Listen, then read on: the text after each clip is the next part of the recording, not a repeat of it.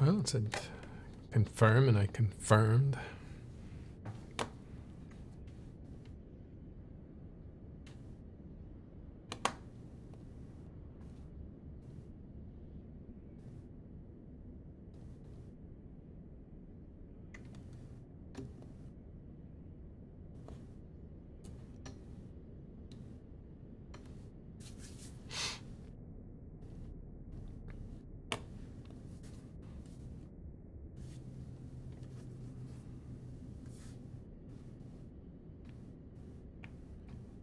Have a levy on Everton.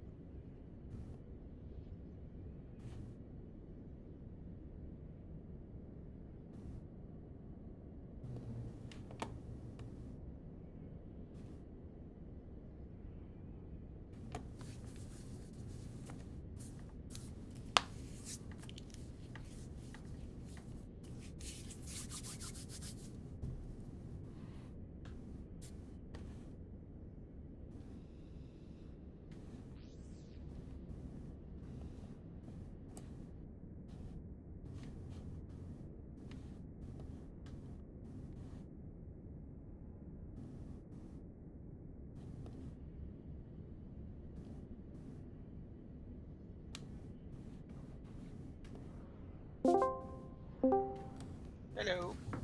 Hey, I'm streaming, so careful what you say. I'm not doing anything that is stream worthy. I'm just kind of testing it out. Testing it out. Okay. You gonna start streaming? Yeah, I don't know. There's a couple of things I have in mind. One is to just do kind of a slow eve, just play it, let people hang out. It's almost like I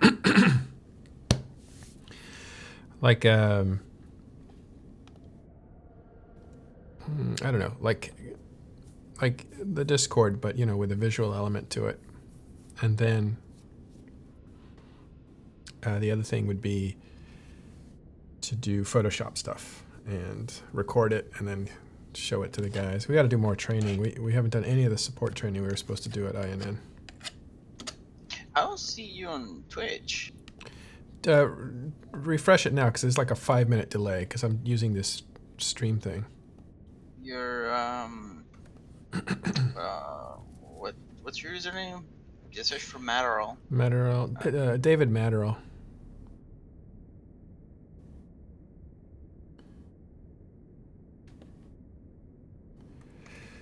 Yeah, I see you there. So, and there's people. The Discord actually is in there too. Ah, okay. It's kind of funny.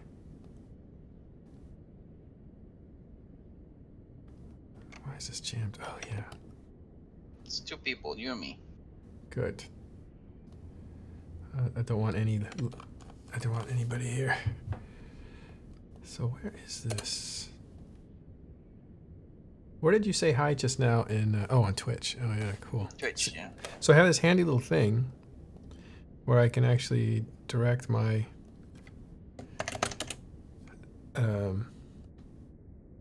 who I write to, because I'm streaming to 3 different places right now. I'm also doing YouTube. Oh, I thought that wasn't allowed though. Well, I'm not doing it on INN. I'm doing it on my own. No, I know, but I thought that was not allowed in general because of the EULA. If you're a partner. Oh, that's right. Yeah, yeah.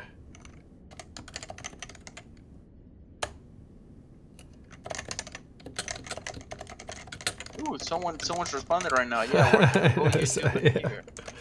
I noticed that. That's cool. I like the feedback. So I only have 1 monitor. I think I'm gonna end up getting more monitors. Yeah, he's right. It's if you're a partner, they start to limit you and stuff. So I'm not really out to be a partner or anything. I'm not gonna make this a career. Where's my channel? No. I swear, I can never find things when I'm looking for them. It's YouTube, right? Ah, it's under Matterall, that's why. I just got a bring. I don't know what that is. Oh, I think I follow you. Oh, you did? Thanks. Yeah, that's me following you. You put that zombie in there? I didn't. That's default. I just put something in there.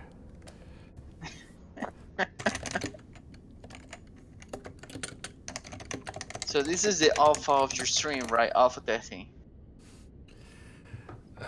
This is the alpha, yeah. Not even beta.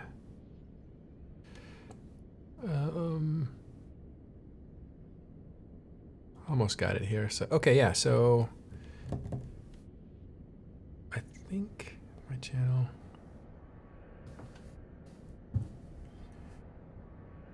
Doesn't say we're live. I mean, I think we are, but I don't know. No, you're live. I'm watching the stream right now. Just have it muted. On Twitch, right? Yeah. I should be on also YouTube, and I think Strides said I was on both, and also on Mixer. So I gotta check those too. So you're doing 4 at the same time? 3. But I mean, why is this so hard to find? I should be able to find my own channel and see what's live, right? It should say you're live. Where? In YouTube? Yeah. Oh, you have to see it as a new user. Yeah, okay. And now it's live. Oh, okay. It's live, right? It should say you're live. Oops. You lost one viewer, by the way. Was that you? No, I'm still watching. It went from 5 to 4. Yeah. Well, people check in and they're like, oh, he's not doing anything. Yeah, I also have the size is wrong. You see the black band there? I think my monitor's not. Oh yeah, you're not. Thanks, the whole... Strides. You're awesome. Thanks for feedback. Yeah, I'm not filling up the whole screen, but that's the dimensions of my monitor. 1920 by 1280. I think the output is the same, but if I output a different dimension, it might stretch it or something like that. Oh, let me. I got it muted, but let me put sound. So this little app allows me to type to all the accounts at the same time, which would confuse people if there are more than a few people. Yeah. So we'll see. Oh, I saw a stutter there. Yeah, it stopped for a moment, but now it come back. But yeah, I think. How big is your monitor? Dude, it's like 27 inches, but it's old. This is like 2000. Try to increase the resolution in the game. Okay. Because you have to get to 1080p, I think.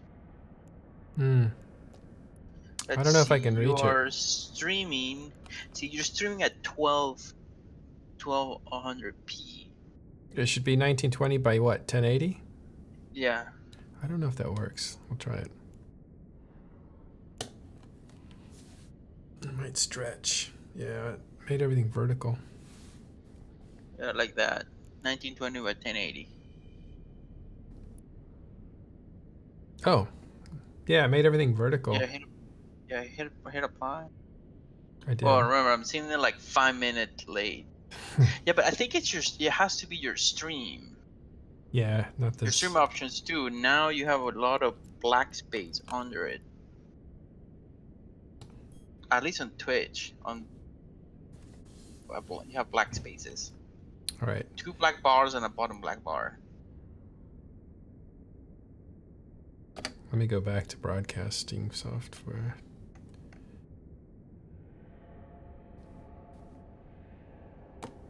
Yeah, there's an output size, I think. That's what you have to tweet. Yeah, but it's at 1920 by 12. Oh, 1200, not 1280. Okay, I'm going to break this and I'll start up again in just a second. Yeah, thank you. That's right. This Strides guy is my new best friend. Okay. I'm sure you can hear that, but I'll be back in a sec. All right. Oh, he didn't hear you? No, he probably will, but I typed it anyway. I'll be right back.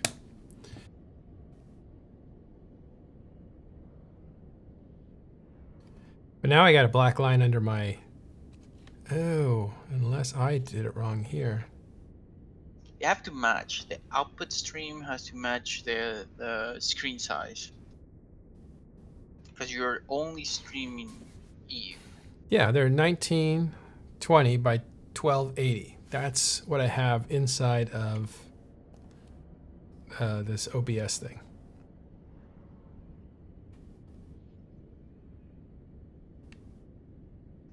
Yeah, now you have a black line right there. Underneath.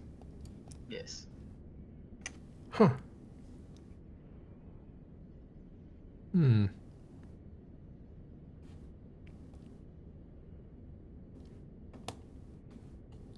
Let me refresh this thing. Yeah, now I have the worst of both worlds, right? I have black bars around my left, right, and bottom.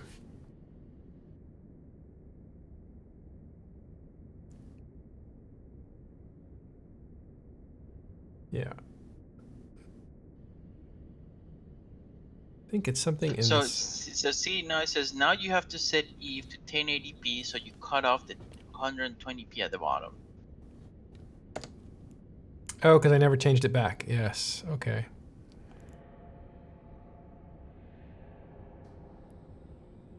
Wait. What the? I don't have a 1280 choice. Did I do that? I think I screwed that up. I probably meant 1080.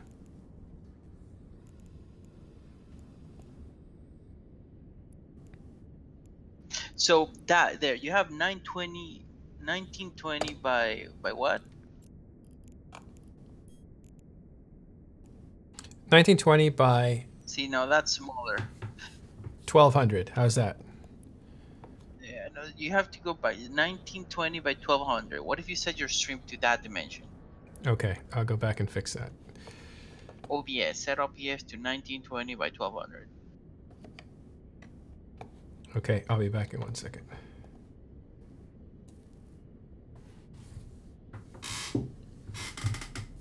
By the way, how's my sound? Sound should be good, right? Yeah, it sounded good. All right, now you're back online. Now you still have the 2 bars. What?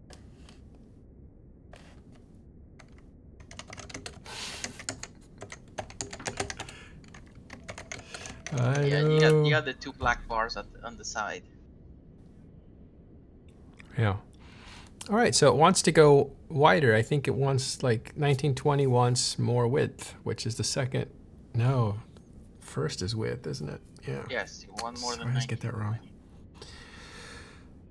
It's 1920. So then it wants to. I can't go further than 1920. That's my max. So instead of going 1280, I need to go 1080. But the game looks kind of weird that way. You need a different monitor. Just I think it's time to upgrade. Because this was justify expenses. I think I am going to buy a new machine actually. Comes at a good time, and we've worked something out. So I'm going to be able to. We're going to do a lot of construction around the house for the next year. But at the end of that year, I should have a proper office where all this can be done and set up kind of in a. Without having a TV being played in the background? Yeah. Although those were kind of the fun ones. I remember doing a podcast for EN24, and my son was watching The Fifth Element. And the guys were the Brave guys, Licton, Porkbutt, I forget his name, Travis, and another couple guys from Brave. All the leadership guys. And they were... and Tiberius too, and they were totally like following along in the movie in the background. Oh, that's funny. Yeah, it's hilarious. We caught it, and they were all super excited about it, and I even put it into the podcast to kind of give it that. I think the Eve News 24 podcasts were really good because they were just podcasts, so I could record them offline, and then chop them up, clean up the audio really well, because we did it on Mumble, which allows separate tracks. So nobody was talking over the other person. And then I could put production value into it. So put sound effects and music and stuff like that. And it was really good. Oh. Cool. So if they talk over each other, you can just Yeah, I just adjust mute. the volumes. I just mute the guy that's interrupting, let the guy finish, and then I turn the guy on. Because usually he interrupts, stops, lets the guy finish, and then starts talking. So most of the time you're really just clipping off his interruption, and he starts where he wanted to start anyway. So it ends up being okay. But sometimes they would actually, FCs especially, when they start talking over each other, they start dogfighting with their talking.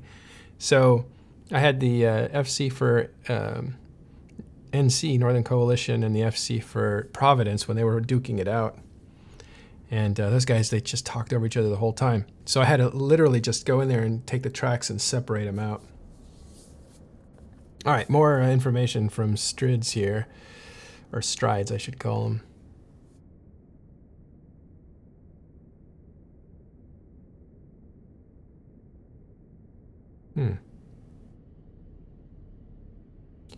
That should make sense to me. It doesn't, because I am not a good person for AV. Let me try to fix that.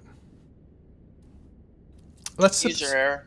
Let's suppose let's suppose the game is as good as it's going to be, right? And that is what it is. And that is, let me check. Because I don't have a typical monitor. I have a retouching monitor. It's about this thick. Front back is this thick. And I bought it in 2007, 2008 when I was doing a lot of Photoshop. So that monitor doesn't have the TV resolutions, sizes. It was before all that. So this wants to be 1920 by 1200. That's what it wants to be. That's what the game wants to be. So when I make when in OBS the capture screen has to match that, which is, I think that's what you're doing, right? That's what I'm doing. That's what I'm matching. I think. How many monitors you got? Just one. See, you need to upgrade. You need to get a second one. I know. I'm going to. I just upgraded my mic. Look. Oh no! I knocked over my light. You see that? That's a shotgun mic. Wait, hold on. I remember that I get like a 5-second delay. It's coming. You'll see it. I got to move this out of screen. So my new mic is a shotgun mic, which means it's aimed right at me so that I can get my voice.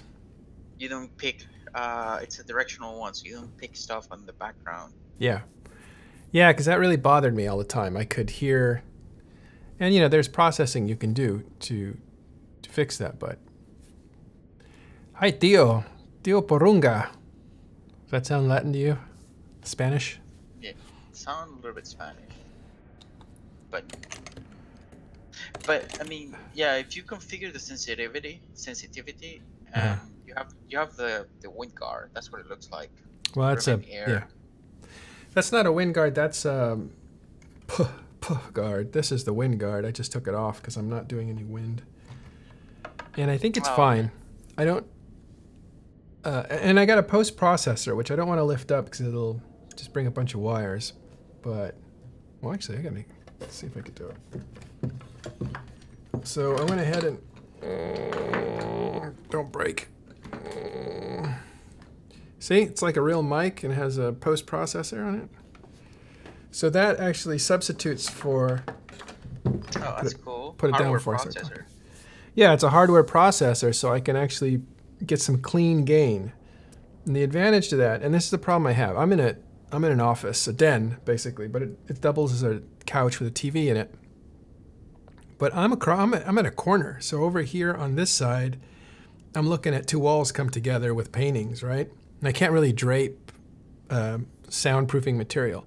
So when you're in a corner and you're talking, you're getting a lot of rumble, and that's why people sometimes, and it doesn't matter, the better the mic, the worse the rumble. Actually, going back to Eve News 24, I went into a conference room to interview for the first time CCP Fozzie, and this was right before I forget when it was, but it was a crucial moment, I think, when they were about to release Citadels or something. And so I was about to interview him, but I got nervous because I wanted to have it totally quiet. So I went into a conference room and went over to a corner, the absolute worst thing you could do, put the mic down, turned it on with no like filters, anything, interviewed him without hearing myself first. And all my audio totally it was just like, couldn't understand anything. Do you have to re-record it? Yeah, so I had to get his answers, listen to his answer, then think, what did I ask him? Okay, and then I re-recorded the question. And I did that for the whole like hour and a half interview, which was torture. But it was like, it was Fozzie, right when FozzieSoft was coming out, or Aegissoft. So it was an important get. I couldn't say, we scrapped it, I can't do this, whatever. So I went back, recorded every question, and then I sounded great. And then spliced it all together. And you could do that when you're doing just a podcast. You can't do that when you're doing it live. But if I was doing it live, People will tell you at that moment. Yeah, or Strides here, or whoever is watching, will say, hey, I can't hear you. And then I would have to adjust. And sometimes doing it live is hard because there's a lot of plugs and stuff. But the point was, being in a corner, you were bouncing your sound off the walls in two different directions. So it's going forward, hitting the wall, hitting the wall, hitting the wall. They're all like, mixed up, and you get all this low end, like, rumble. Yeah. And everybody talks about the Yeti being a great mic, and I don't know if it's too good, but I'm not playing acoustic guitar, with a breathy The Yeti voice. to me looks like it's an ambient one, not a directional one. It has like 4 different settings for different mics in it. And that's not. It's when a mic is directional, it's built that way.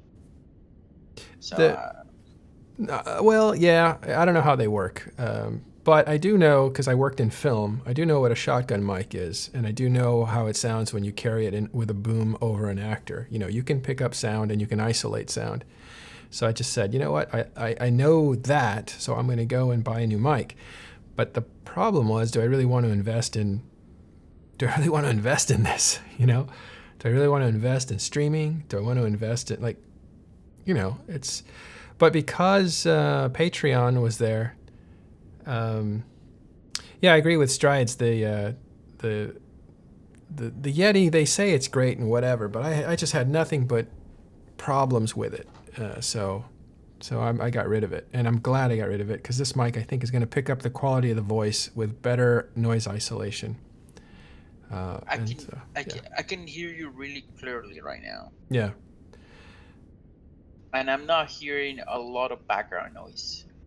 Well, nobody's in the house. I took the day off to kind of set this stuff up, so What if you turn the TV in the back? Dude, it actually pick it up. It isolates it pretty well. I had some kids over yesterday with their parents, and they were all giggling and laughing and running around, and I was doing some sound tests, and it actually sounded great. You could hear it in the background, but you could definitely hear my voice more. And that's not even my real problem, because people forgive background noise. What they don't forgive is they can't understand what you're saying. Then they get frustrated. So as long as the mic doesn't rumble or pick up like the space between you and the mic. Yeah, or pick up toilet sounds. Yeah. So it does picking up your chair when you lean back. Yeah, I need to grease this chair. I haven't greased it in like 2 years. I just realized that. Filter. If you put a filter, you can try to filter it out. No, the problem I have with the chair is that the mic is coming down at me, and it goes past me to my chair. Well, yeah, you can adjust sensitivity and try to filter it out if you put a high band filter. No, the squeaks are really high. They're higher than my whisper voice, so I do. But if you put a high band filter, so you're filtering high bands, you won't pick up that squeak. Oh, really? Yeah, I should try that.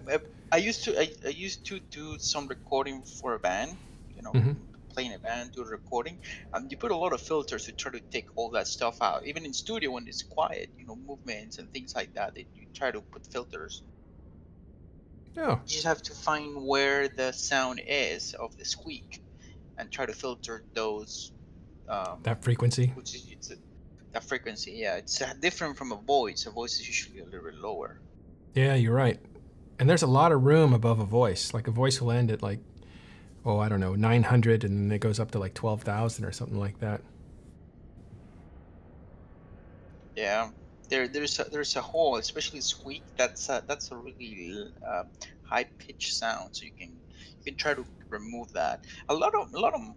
If you have a post processing thing, you might be doing a little bit of that. Because you're just recording voice. Yeah. Hey, my this thing didn't work the way it should have.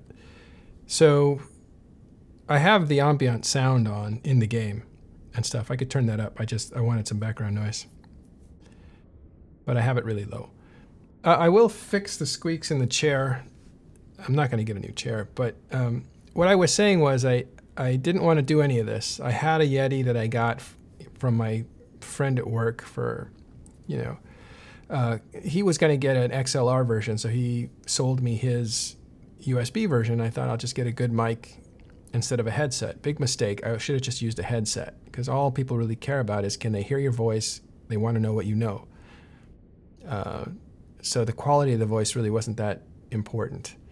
And then I made the Patreon to cover up for some of the damage I'd done to myself by using Amazon as a distributor for the podcast. So I got myself into like $500 of debt, and I was like, I'm happy to do this for free. I'm not happy to pay $500 to do it for free.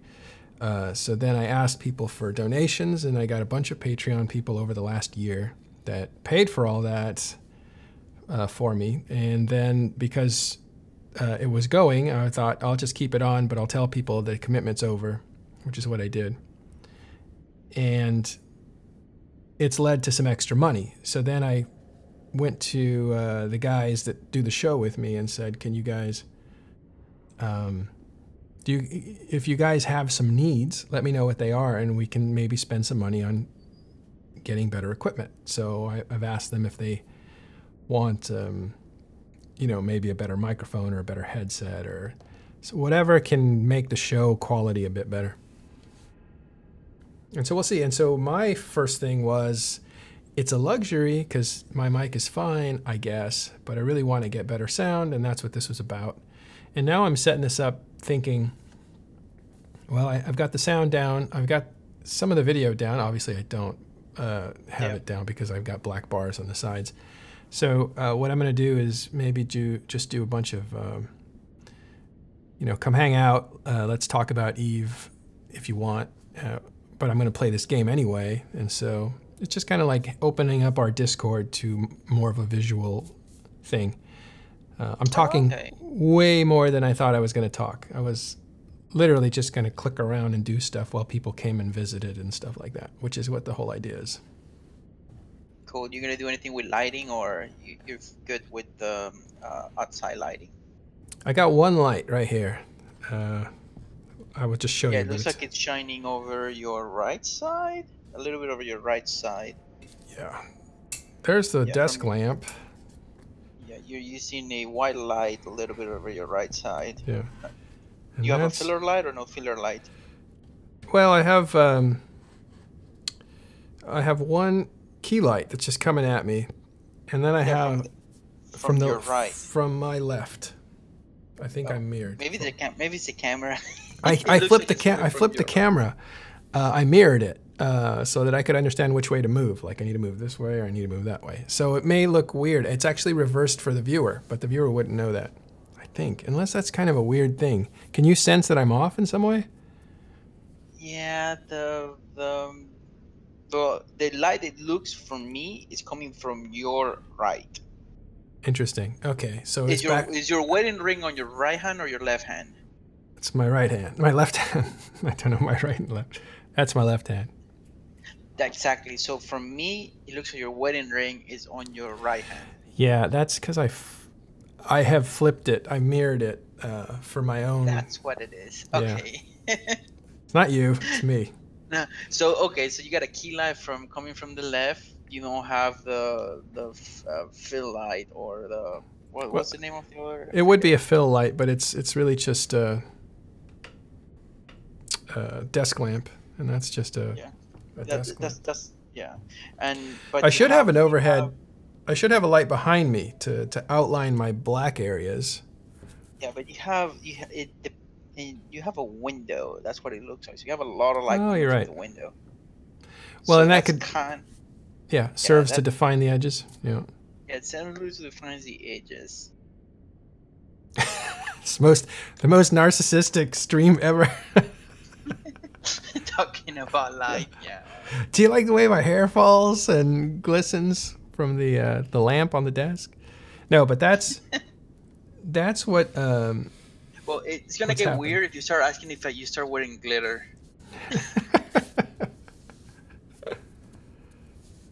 Yeah. Oh, look at that.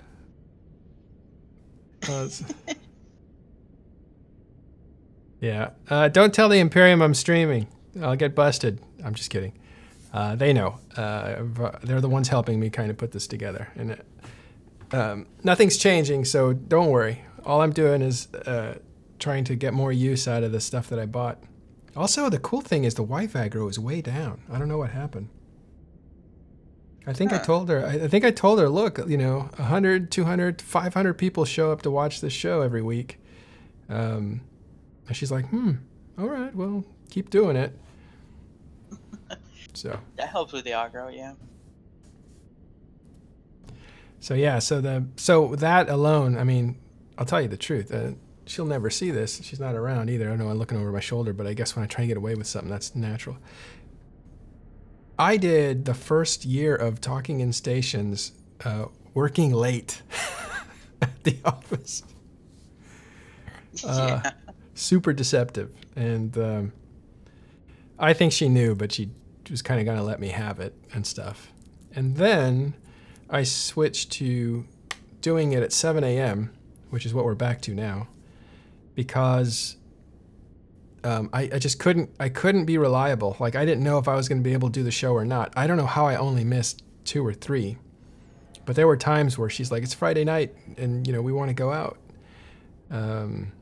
And I was like, staying late. Yeah, no, I can't. I'm staying late. And I was starting to feel pretty bad then, because now it's affecting things. So I was like, I can't keep not knowing if I can even do the show. So I moved it to 7 a.m. I moved it to 6 a.m. first, because the very first time we did a European show, it was 1400. And I moved it to 5 a.m. So I woke up at 4 a.m., prepared the show, did the show at 5 a.m., and was whispering through it, and it was all dark behind me. And all the Europeans were happy as could be, because it was like noon for them or 2 o'clock. So they're like, yeah, this is great. I'll show up. And I said, oh, let's adjust this to 6, and I'll get up at 5, and 7, and I'll get up at 5:30, 6 o'clock. Yeah, on a Saturday. Which makes it more reasonable. Yeah. Well, and the good thing is, like, it takes nothing away from my family, and it takes nothing away from my work, because I can, that's just... it's just you waking up early on Saturdays. Yeah. They sleep in, I do the show, and it worked out since then. So that just totally worked out. And the other thing that happened was that Dirk McGurk was about to quit Open Comms, or take a break, because he just couldn't keep doing Thursday night and getting hammered and then still have a work day the next day. So leaving the Friday night slot allowed them to move to the Friday night slot, and then he could get hammered. Yeah. And so it kind of saved Open Comms in a weird way for him. Yeah. But yeah. he now has to wake up early for Talking Stations. Yeah. But now if he does this show after being hammered. Yeah, he's got to get hammered and get up at 6 in the morning. No, he's in the East Coast. He gets up at 10. And it was funny how many people from the East Coast were like, I can't get up that early. You can't ask me to do that. I was like, dude, it's 10 o'clock for you. It's 7 o'clock for me. Doesn't matter. We've gotten good participation out of guests. We've gotten good participation out of regulars. And No regrets. Every move that's been made has been a success, whether it's been stumbled upon or forced through. And I'm hoping that getting this new equipment isn't kind of a waste of other people's money, because I pretty much bought this off the Patreon money that people donate. Yeah. Well, I think it's just gonna increase the quality. As long as that voice is coming through and people can understand what I'm saying, I'm happy. It's picking up pretty good. You know. Now this is funny. I have Discord tied into. People are talking in Discord. I had Discord tied into comments, so you should be seeing Discord in the comments, but they're not coming up. No, I'm not seeing that. Yeah. So we'll see. Yeah, so all you guys, all 8 of you, minus 2 of us, all 6 of you, some of you have probably put it in the background by now. It's not a new show per se. I mean, it might be. I'm going to be doing what's called slow TV for Eve, which is basically going to be hanging around Eve. Well, what we have, for somebody that know, is a Discord, and we hang out there during the day, and we talk. Keyboard and I talk every day just about all kinds of different things, but usually INN stuff or stuff in Eve or around the world kind of stuff. And I wanted to just kind of play the game and be open to other people kind of coming in and talking to me, asking me questions, complaining, not complaining. Just open it up so that the space gets bigger. And to do that is kind of a visual thing. So if somebody's at work and they want to put this in the background, I probably won't talk the whole time. That's not the idea. I've been talking the whole time this time. But yeah, do an NC Doc show. I wouldn't call it NC Docked, by the way. By the way. But I do want to get my DICE comrades on, and they're, this might be a good thing to do. Stargazing with Meryl? Yeah. Yeah.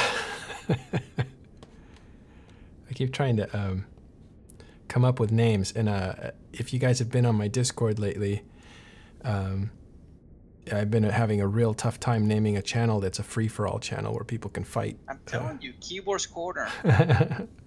You're the biggest pacifist of them all. I rein in my internal troll. Yeah. So we had like TIS Kugu or TIS Kugu. People didn't know what that was, but I thought that was brilliant, by Dirk McGurk. Then I thought, okay, we'll do something pedestrian, so it was the Thunderdome. Okay, not very exciting. And it kind of, there was a few things that went into this is funny because it's become a little bit of a topic on the Discord. What do we call this channel where people can say everything they want and it's not moderated? Actually, my second name was not moderated or something simple like that. Free moderation, free from moderation. Yeah, like free from moderation, which is so very technical and flat that people were like, "What?" So I ended up changing it to Thunderdome, kind of getting a little of the spirit of Eve in there, because Thunderdome was a place where it was Delve actually, Delve Thunderdome, where all these groups would fight it out over and over again. Not really trying to take territory, but just fighting it out. So that was where that came from. And then, I don't know, we went through like 4 or 5 names. And then brilliantly, Arendis, who's an editor at INN, just said, why don't you just call it the internet, since it's where people fling crap at each other. And that was funny. But then he said, set it. So that's what we called the channel. SEDDIT, set it. And that's where it's staying. What's the S stands for? Set it. It's like Reddit is I read it. Set it. Oh, okay. Set it is, hey, I said it, Because the idea is, let's have a channel where I don't crack down and say, stop being personal with each other and all that kind of stuff. So this is kind of a place where people could actually attack each other. Now, why did this happen? Well, because Jay Maricady, formerly of the DRF, came in and blasted the editor of Eve News 24, Johan, and they got into it. Ex-editor, because he was quitting. And as he was quitting, Johan, in our public Discord, gave all the reasons why he was quitting. And a lot of those had to do with private attacks, hacks on his computer, personal threats. And there was an illusion that that kind of stuff came from Jay Maricady. Jay Maricady is mad at Johan because Johan wrote this article basically outing Jay as a failed diplomat, I guess. Jay took it really badly.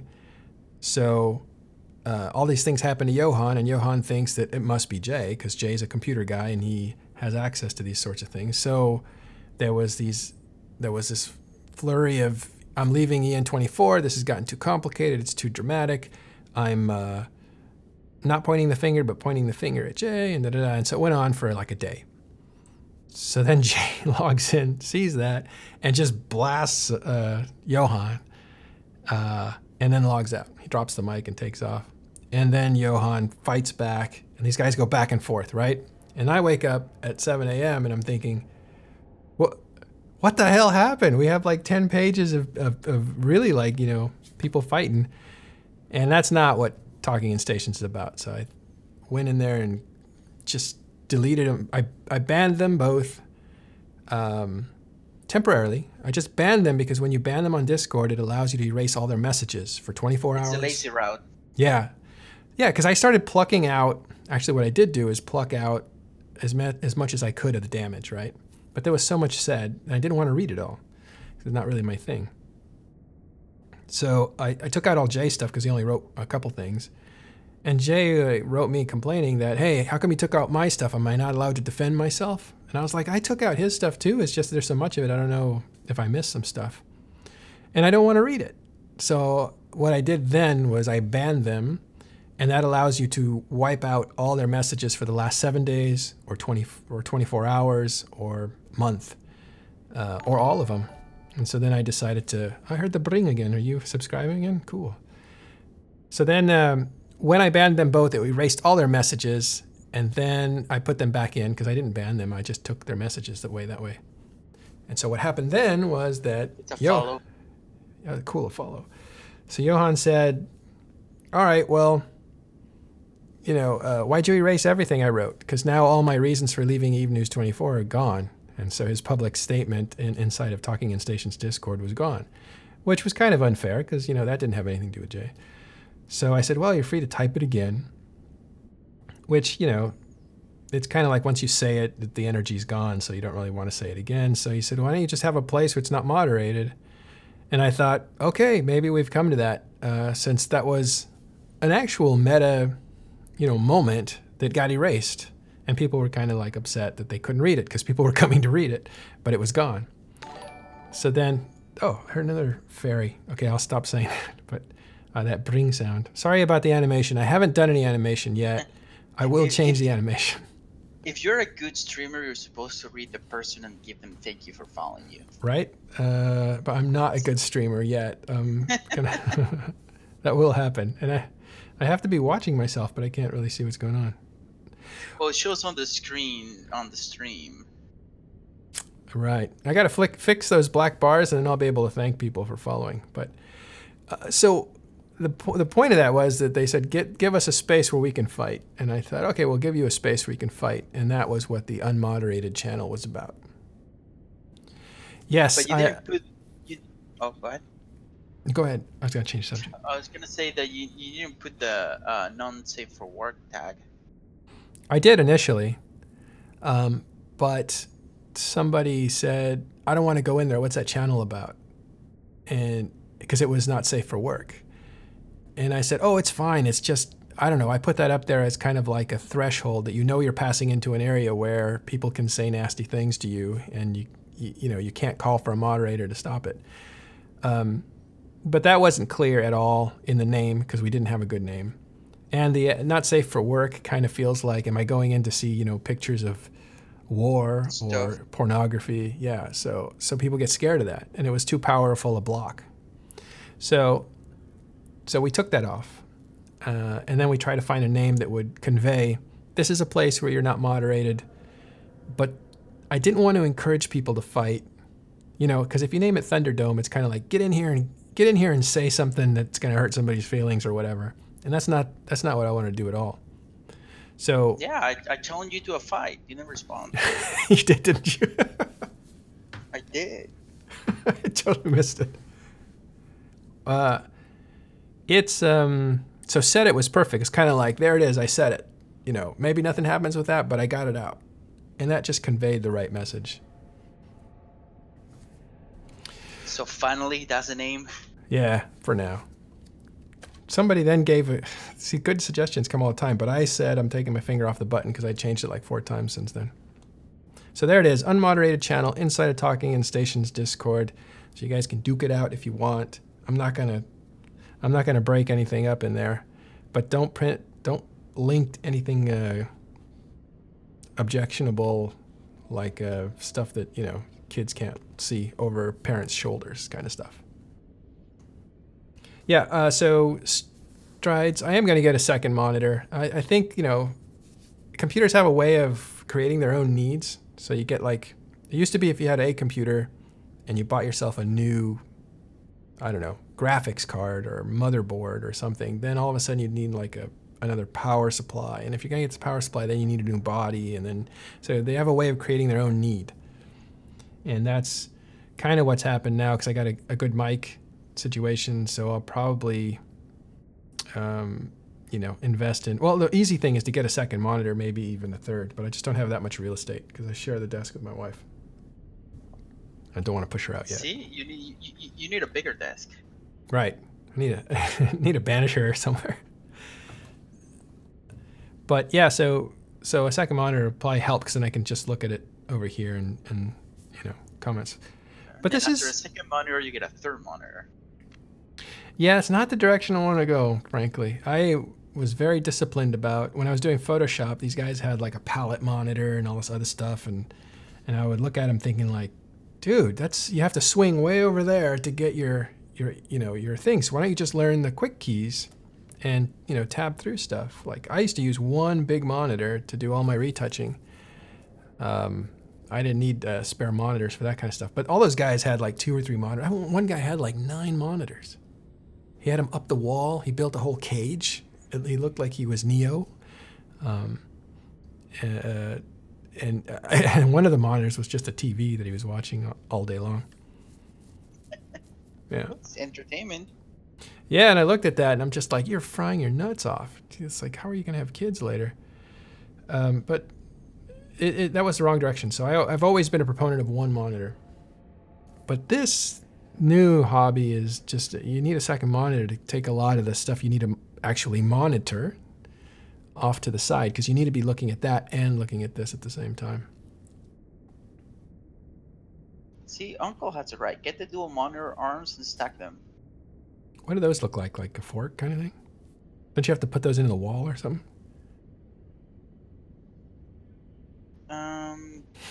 Well, there's some of them you can mount on the wall. There's some of them that go on a stand. I don't know. I need a bigger desk. You need a bigger, yeah. My friend ended up going down to one monitor too. You know, like that was a certain era. That was in the late 90s when having a lot of equipment, you know, was a big deal. Now, the more equipment you have, the messier you look. Now it's like a refined one screen and, you know, no box, just the screen. But my gear is super expired. Like, I bought a Mac Tower in 2008, and it was like the perfect purchase because it's lasted till now, and it still does everything. That's what you're running right now, a Mac Tower? Yeah, and you know, I could run Eve on 2 or 3 clients, full screen. Let's see, with all effects, right, optimized. But let's see if let's do this test. Oh, I just did memory. 1 second. But if I hello, optimize for, these are such few choices here. Quality. You're gonna hear it start to get warm down there because I have it in a corner, so it doesn't breathe very well. Even if I take the shadow, Seen the fan? yeah, I'll take the shadow quality down to just a low or medium or whatever, because it really doesn't need to be that. Now, so this is playing Eve at a pretty nice look. I'd undock, but somebody will just nail me. Should I? I'll make sure I'm not carrying any vitals. All right, so if I get popped, I get popped.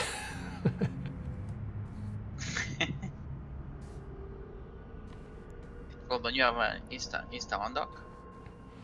Well, I don't really care that much. I'm in a shuttle. I'll clone right back here. I don't think I have any implants that are something that I can't replace. You never know. There's a lot of... See, I think it's good looking. I did upgrade the video card maybe The Mac 3 Tower? years. Yeah.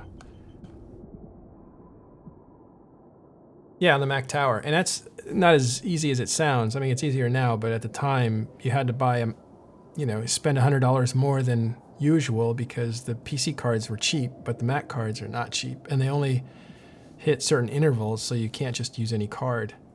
I mean, you could, but then you couldn't reliably work on it when you're in Mac or OS Yeah. 10. Yeah, So- Mac, they have specific ones you can buy. Yeah. Because they need the drivers, otherwise you have to install the drivers. Yeah, and there's hacks and stuff for it, but I didn't want to deal with that, so I ended up paying more, and then I could only get a certain amount. Like, the latest in Mac cards was only, it wasn't what were they called, Colossus or Titan? It was a Titan card actually. That's when the Titan card was coming out. It was I couldn't get anywhere near that. So what I got is a lot less than the Titan, and the Titan is probably old technology by now. But I'm going to let this run at a high graphics for a minute, and I want to see if might as well orbit. Let's go look at a fight at least, right? I could just sit here. I'm going to see how loud it gets because, again, the noise is coming from below me, which is bad because I have the mic aiming at me and then going past me to whatever's behind me, like my chair squeaking, or in this case, my computer revving up. It's going to sound like Incarna. I don't hear the background noise. It's taken a while because my point is that it's a 2008 machine. It's powerful enough to run this at high settings without getting too fussy. And I want to see if when it finally gets to its loud fan noise, if that gets picked up by the mic. And if it doesn't, then I'll run all my streams with high quality graphics because Eve looks nicer that way. Of course, when I actually play, I multi-box quite a bit, and that would probably make this thing be a little louder. But if you can't hear it, then it's no problem. I don't mind it. Yeah, I'm not hearing it right now. All right, tell me if you hear it. Oh, somebody got nailed, or was it a self-destruct?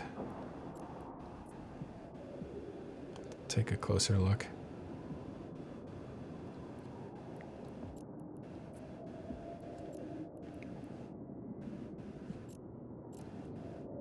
I don't think this guy will mind if I orbit him. Oh, I bumped him. Well.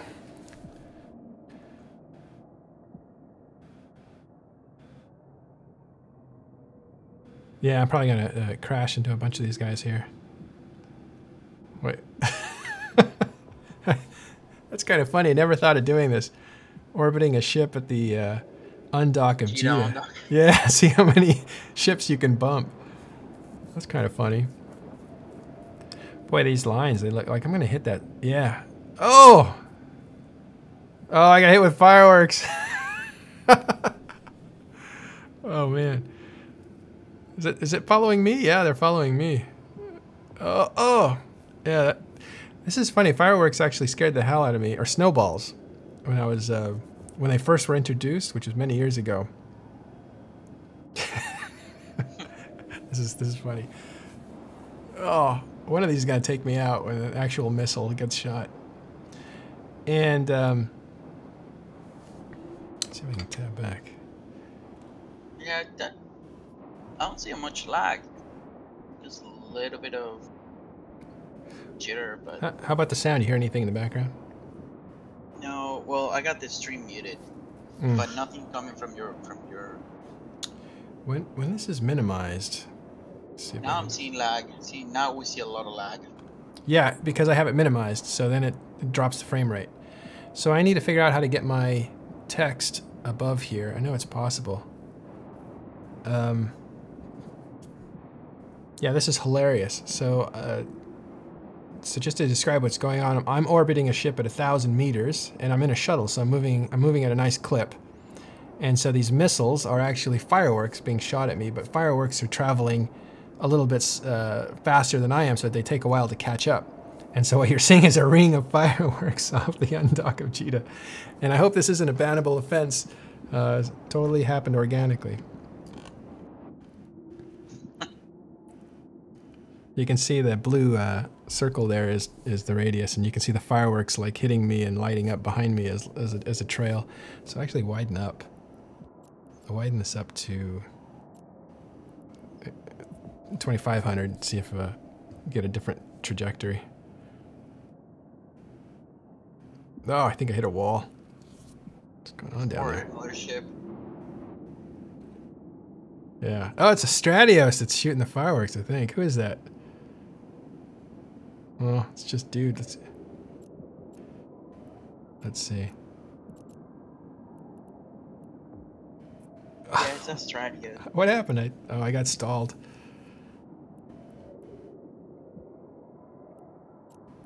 Why don't I have the person's name on here? There he is, pilot. It's can't even pronounce. Strides? Yeah. Ah, okay. And with my trading alt. Okay, got it. Confession. Yeah, when I used to do, and I only did like 5 episodes, but I would do the Eve tours where I would take people to different battle sites. I would get killed a couple times by people who were watching the. It wasn't sniping; they were actually along for the ride, I think. Oh, you tab out, right? Yeah. I tabbed out. Let me. I'm gonna figure out how to pin this on top, and then I can. That's when you need the second monitor because you play Eve in a window. Yeah. So Eve is always running. Right. That's a good point. And then you can switch the Eve to 1080p, and then have this capture that. That way you can eliminate the bars. What if you try that? What if you put Eve as a window? I think that makes it slower. It does. I'll try it, but I don't know if it works. And sorry about the lag. We'll fix that. All right, I'll park now. Docking permission requested. Docking request accepted. Ooh, Aura, forgot your voice changed.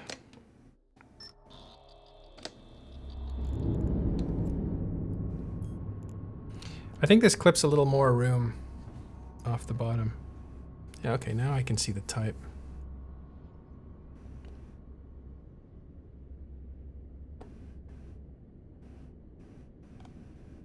Well, no, you gotta switch the window size. To what? To the smaller resolution, so to 1080. Here's what's funny, and this happened to me last night. It doesn't allow me to change resolution now. It's all manual. Oh, I've done it. I know. I should be able to do it. I don't know why it won't let me. So I can grab it and do it manually.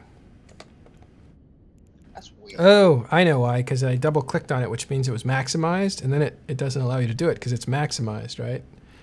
So Yeah. you need to change the nature of the maximized to tiled or whatever, and then it allows you to adjust the size. So what should I do? Like, Go to 1080, 192 by 1080.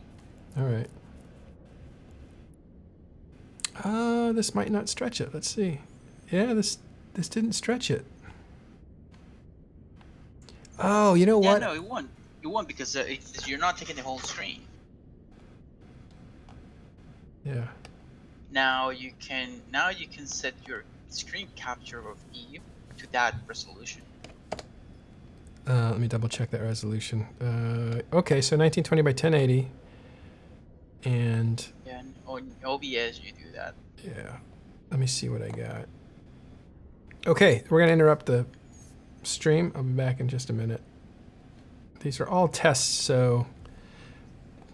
But it's fun to talk Eve, so I'm answering questions and stuff. All right, stalkers, back in just a minute. Hey, I gotta back later. All right. I'm going to AFK.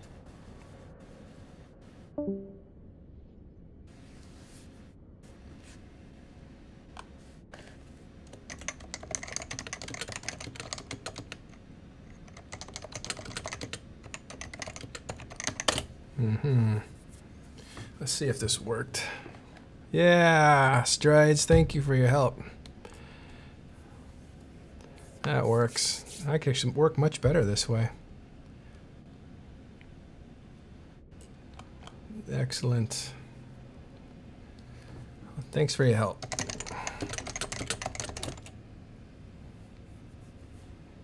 All right, let's see what's going on around the globe.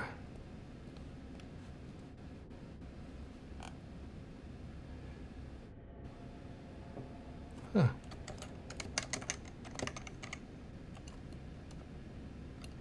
So my friend here, Marathia, if I can write his name right. Huh. Morathia. That's funny.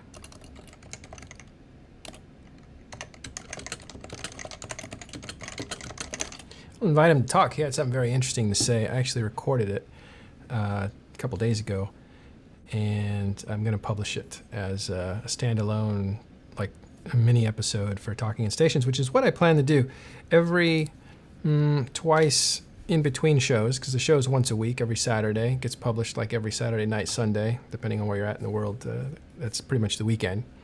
So Monday you have a fresh episode, but then you have to wait until next Monday. And that's a bummer, I think, because I'm a fan of podcasts. I listen to everybody else's, and I am waiting for the next show because I want to listen to more stuff that's going on, see what I missed, and also just kind of see what people think about things. So I thought that an hour and a half is a lot of time for anybody who has a commute. People have to break a show like that in half. So they're driving to work for 20 minutes, and they don't get to listen to the end of the episode. They have to wait till they drive home, which is actually what's happened to a few people this week. They're like, oh, I can't wait to get to the end of the episode where you and Apothny argue about the Alliance tournament. And that's on your drive home. So instead, what I would do, I think, and I had discussed this with Fyridian of the great podcast, Hydrostatic Podcast. He's the guy that put that together. He's the guy who engineered it. He's the guy who did a lot of research and figured out like what the optimum time was. He planned it. They had a whole way of doing it. Good notes, a really good rhythm. They did it live. They just paused for a few seconds in between segments and they went right back into it. Again, they weren't a live show, so it was a lot easier for them because they're not being looked at and they don't have to make sure that technically everything's working at the same time. But they treated it live and they went from start to finish. And I don't think there's going to be a way to fix this. So Fyridian and I were talking one day, and he said, like, 20 minutes, that's the perfect episode. So I thought, that's great, except there's a lot of people who like to truck, they drive long distances, they travel, and those guys, 20 minutes is like a little, they're just getting started when they're on the road. And I know because, I drive to distances, I drive long distances too, and I love it when I'm getting on a trip to have like a good 2 hours of pod side, because it wasn't always a good 2 hours, but it was 2 hours of people and personalities talking. So for those guys, I always thought longer the better. You have the guys there, everybody there is happy to be there, run it as long as you can, but literally people get tired. They start to, I get tired. You get tired of talking about Eve after a while, so you start to not say that's why those shows that go for 2 hours, they don't always say the most interesting things after a while. They break into these tangents where they refresh themselves talking about stupid stuff. And then they come back and then they hit a topic hard. And it's kind of a rhythm with these longer shows, longer format shows. Yeah, that's good. Strides, gardening is when I want long shows, and taking walks. I actually get healthier when I'm listening to podcasts because I have something to take with me to keep my mind occupied, instead of thinking of like, wow, this is a long distance that I'm walking and I have to walk all the way back. So all that to say that the 1.5 hour show is great, because I think it's great it's a medium between the 2-3 hour shows and the half hour shows. So I kind of thought that was good. And that's about, I noticed at an hour and a half, everybody's energy is kind of gone, and the last half hour is usually kind of a slog. So that was it. But I want to do these mini episodes of 20 minutes where we just take one guy and one interviewer, me or somebody else, and we just say, tell us about this thing, which is what I want to do. And we'll do historical stuff, but also this first one will be Marathia talking about a bug that allowed people to mine way more than they should have been mining in Orcas. So that would be like perfect for that. It's just 20 minutes. It's a little extra in between shows to tie you over, and we do optimally, and it may not happen right away, optimally, 2 of those per week, like on a Tuesday and then a Thursday. And that might be too much. That might be too much. And there may be times where there's just not enough material to cover. Like, I don't want to make it a burden on anybody, especially myself. But there's some messages. I'm catching up with technology. You have to deal with me learning in front of you if you're here. You're practicing being a patient audience member. I'm practicing how to do this.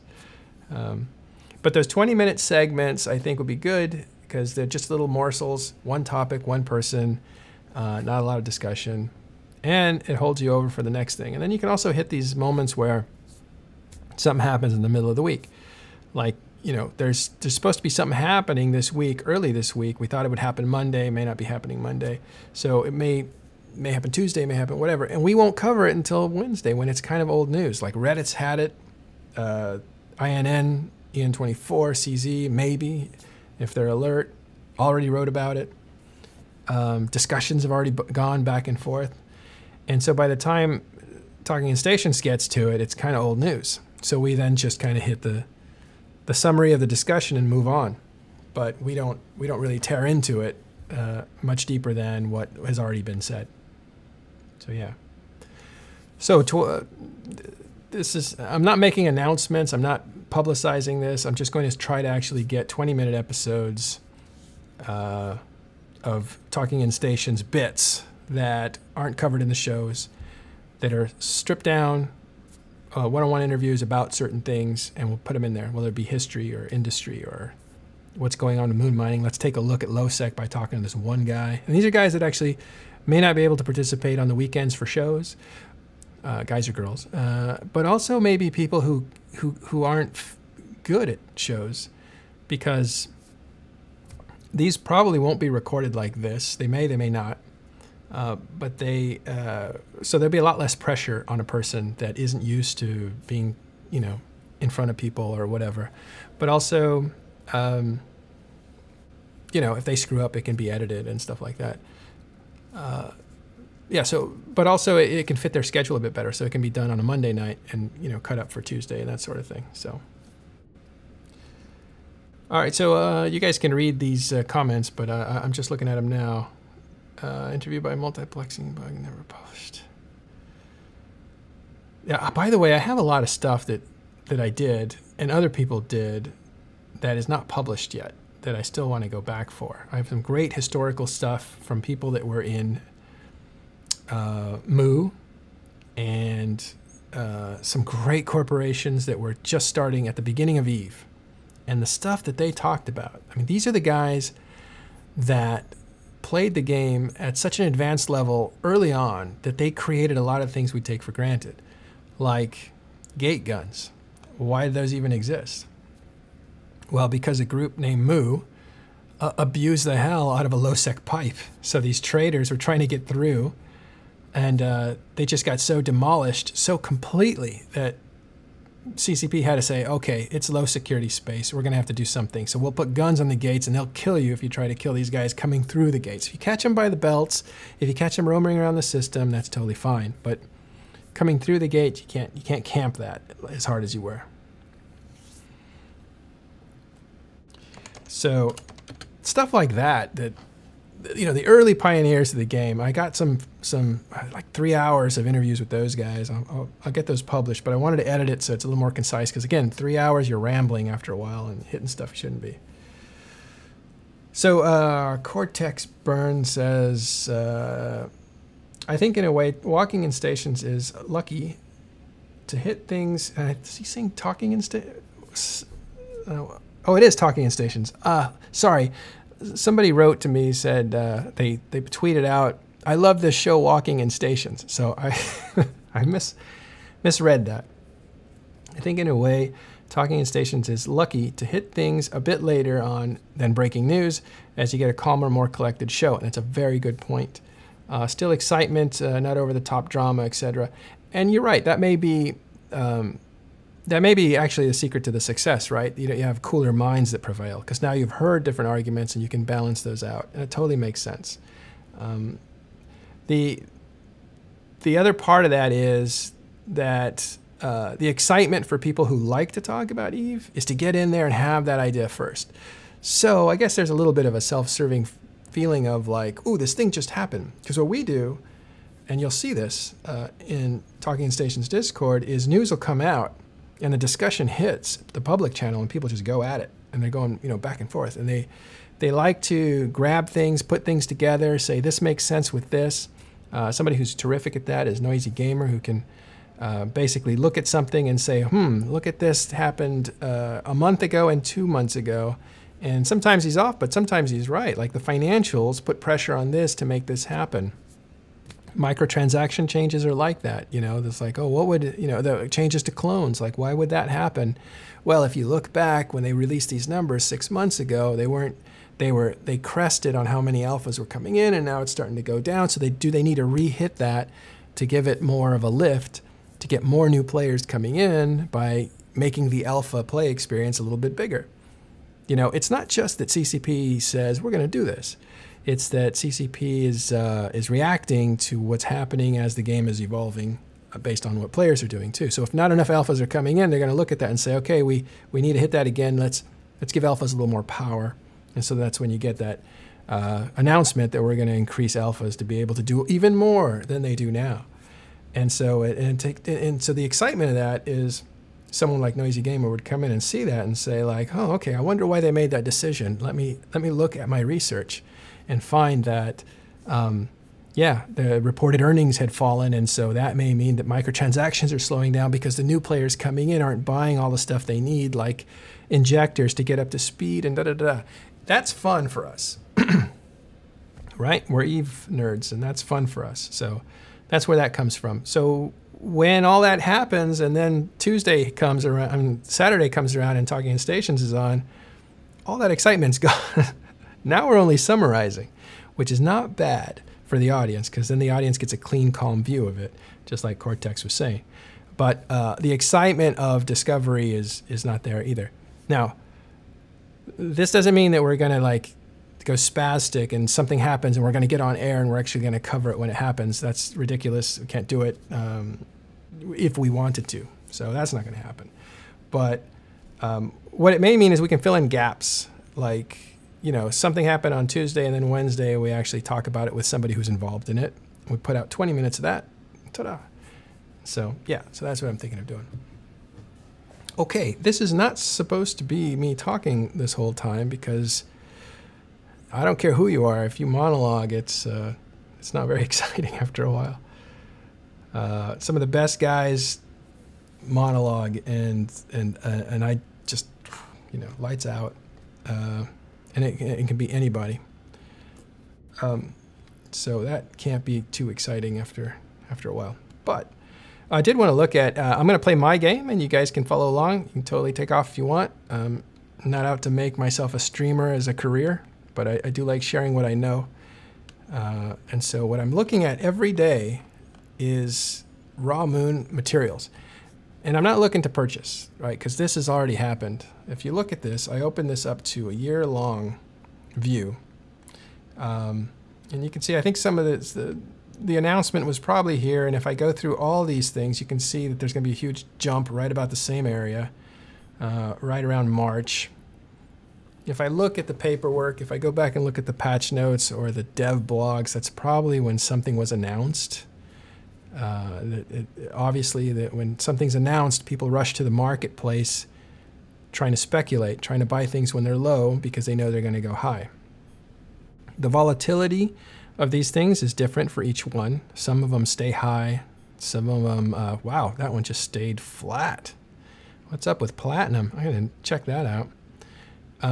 But, you know, the general consensus is after March, prices went up and they played around up there as people who bought really low.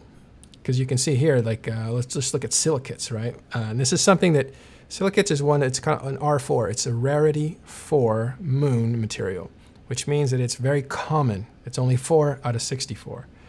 So there's lots of this stuff everywhere. So that's why it's really low. And then it hits March, and it doesn't go up fast, which is very interesting. I think I can explain that too.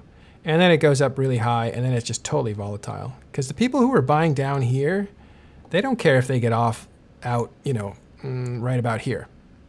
They're not waiting to get out. Oh, you can't see my mouse probably. They're not waiting to get out in August. You know, they're happy to get out in May, because that way they can, you know, only in the span of 2 months, they can invest and make money, and their money is liquid again, only 2 months later. Yeah, if they waited longer, oh, you can't see the mouse. Oh, that's great.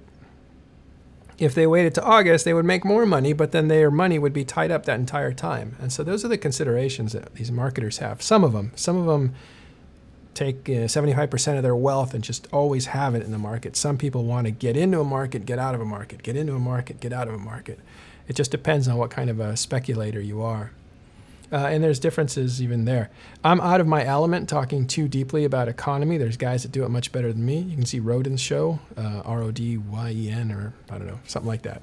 R-O-E-D, I don't know, I'll look. And there's also, there was other guys. If you listen to Aerith, anytime he's on a show, he's gonna enlighten you. he's gonna bust you over the head with, like, you know, what do they call that? A one-sided view, but he's definitely knows what he's talking about. And he doesn't lie when he tells you the stuff. I don't know if he obscures the truth, but he doesn't lie because the numbers, you know, kind of represent his point of view anyway. So, guy's smart. He talked about these numbers dipping and why and stuff. If you watch the Meta show on INN, you can see him every once in a while. He was on last week and a couple weeks before that. So I've been looking at these all week, 2 weeks actually, just to kind of see what was going on. And I'm going to zero in on why. And maybe some of you already know this. But I'm interested in this dip. And you can see they all dipped, right? Because they all came down. Let me adjust. Maybe I'm too tight. This crash right here is just, I was like, what? Because the patch hit right here, and then the prices crashed. So I thought that doesn't make any sense. Like, the moon mining has just come to a complete stop, and the moon materials get cheaper. It doesn't really work.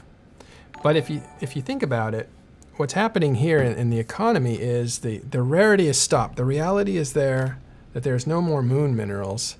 So it's going to take a month or two before those moon minerals even start to get created again to get back into the system.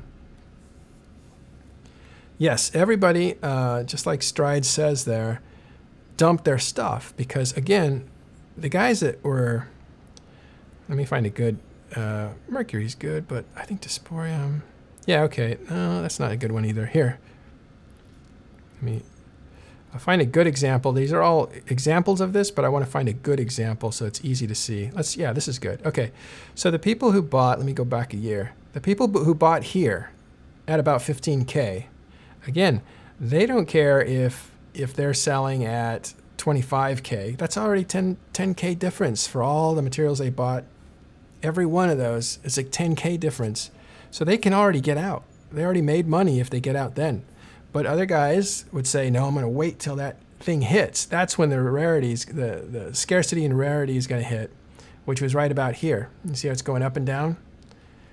But everybody thought that at the same time. So what you had is a crowd all running out at the same time. There's a run on the stockpiles, because people would sell way down here and they still make a lot more money than when they bought.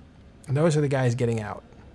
The people who came late that are here, they're not going to sell when it's higher than what they bought it for. They may sell when it gets down to here and stuff, but that's what that huge dip is. And so what happens after the dip is that kind of wears off. And so for all of these, you'll see a dip and then it goes right back up, and it goes back up with an amazing velocity as people realize, wow, I'm getting this at pretty much, you know, equivalent of getting in at the beginning of the year. That's a good deal.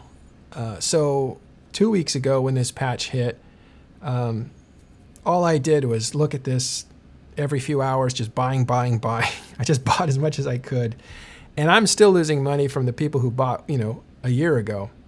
But I'm getting in as low as it's going to be for a long time, because it's doing nothing but going up now. And all forecasts from credible people are that it's going to go and get worse. Scarcity is going way up. Now this is interesting. Oh, no, it's not. There's that uptick. You see that? Slide down as people sell everything off. People realize it's at a good price. And if they want to get in, this is the best time to get in. So they'll buy. Everybody wins, right? The guys who bought really low, they make money. They get out. And the people who are buying in now don't have to pay the premiums of the speculation of the last 6 months. They actually get it at a rate that's comparable to January, and they win too. So those guys win, and everybody's happy. I just thought that was pretty amazing. Oh, and the other thing that Aerith said this, actually. I knew that was going to happen. I didn't know. I can't say I knew that was going to happen. I assumed something like that was happening. What was interesting was the fear. The reason that it slid so fast was that people got scared that it was going to become worthless. They didn't have any confidence, you know, that things might get, because nobody knew what CCP had done. CCP might have put so many minerals out there that, you know, quadrupled the size of what the mineral market was before. Now they said it was going to roughly be the same, but there's a lot of waste that's going to happen. People not mining moons, people refining at, you know, terrible rates. Not only the quantity of the moons, but the diversity of the minerals, and who knows how that's going to measure up to what we had before. CCP says it should be about the same, but that's what they say. We don't know. Players react differently, so we'll see how that goes. But people didn't have much confidence that we're selling off. They wanted to get out. They wanted to get liquid because they wanted to use that money to get into something else, or they just wanted to cash out before anything went wrong. And, you know, it was a race coupled with fear, and that created a really fast downturn. And then the brakes hit as people like me saw that, saying, wow, this is at a year-long low.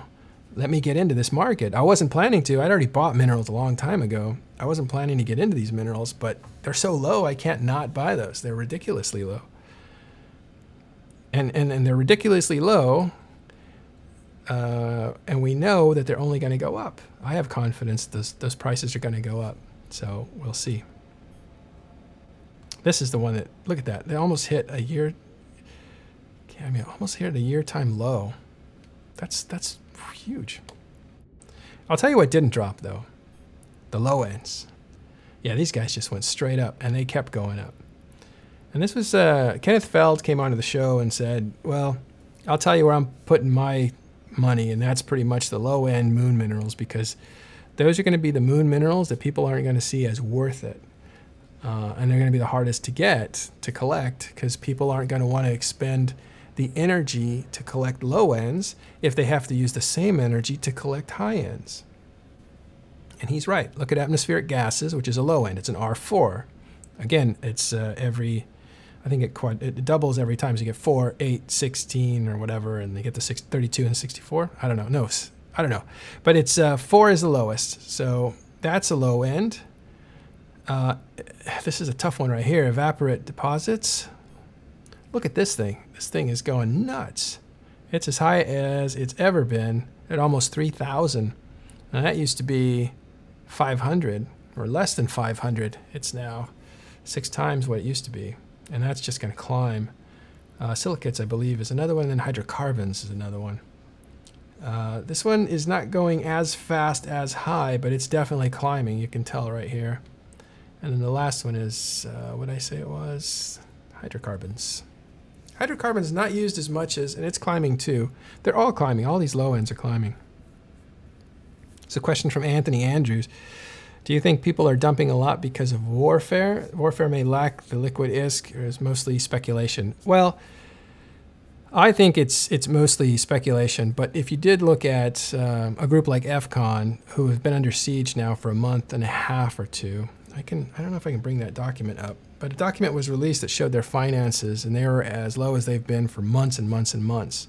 So they had a climb, a steady increase, and then they kind of went back down, and now they're lower than they've been in probably 8 months as far as how much money FCON has to work with.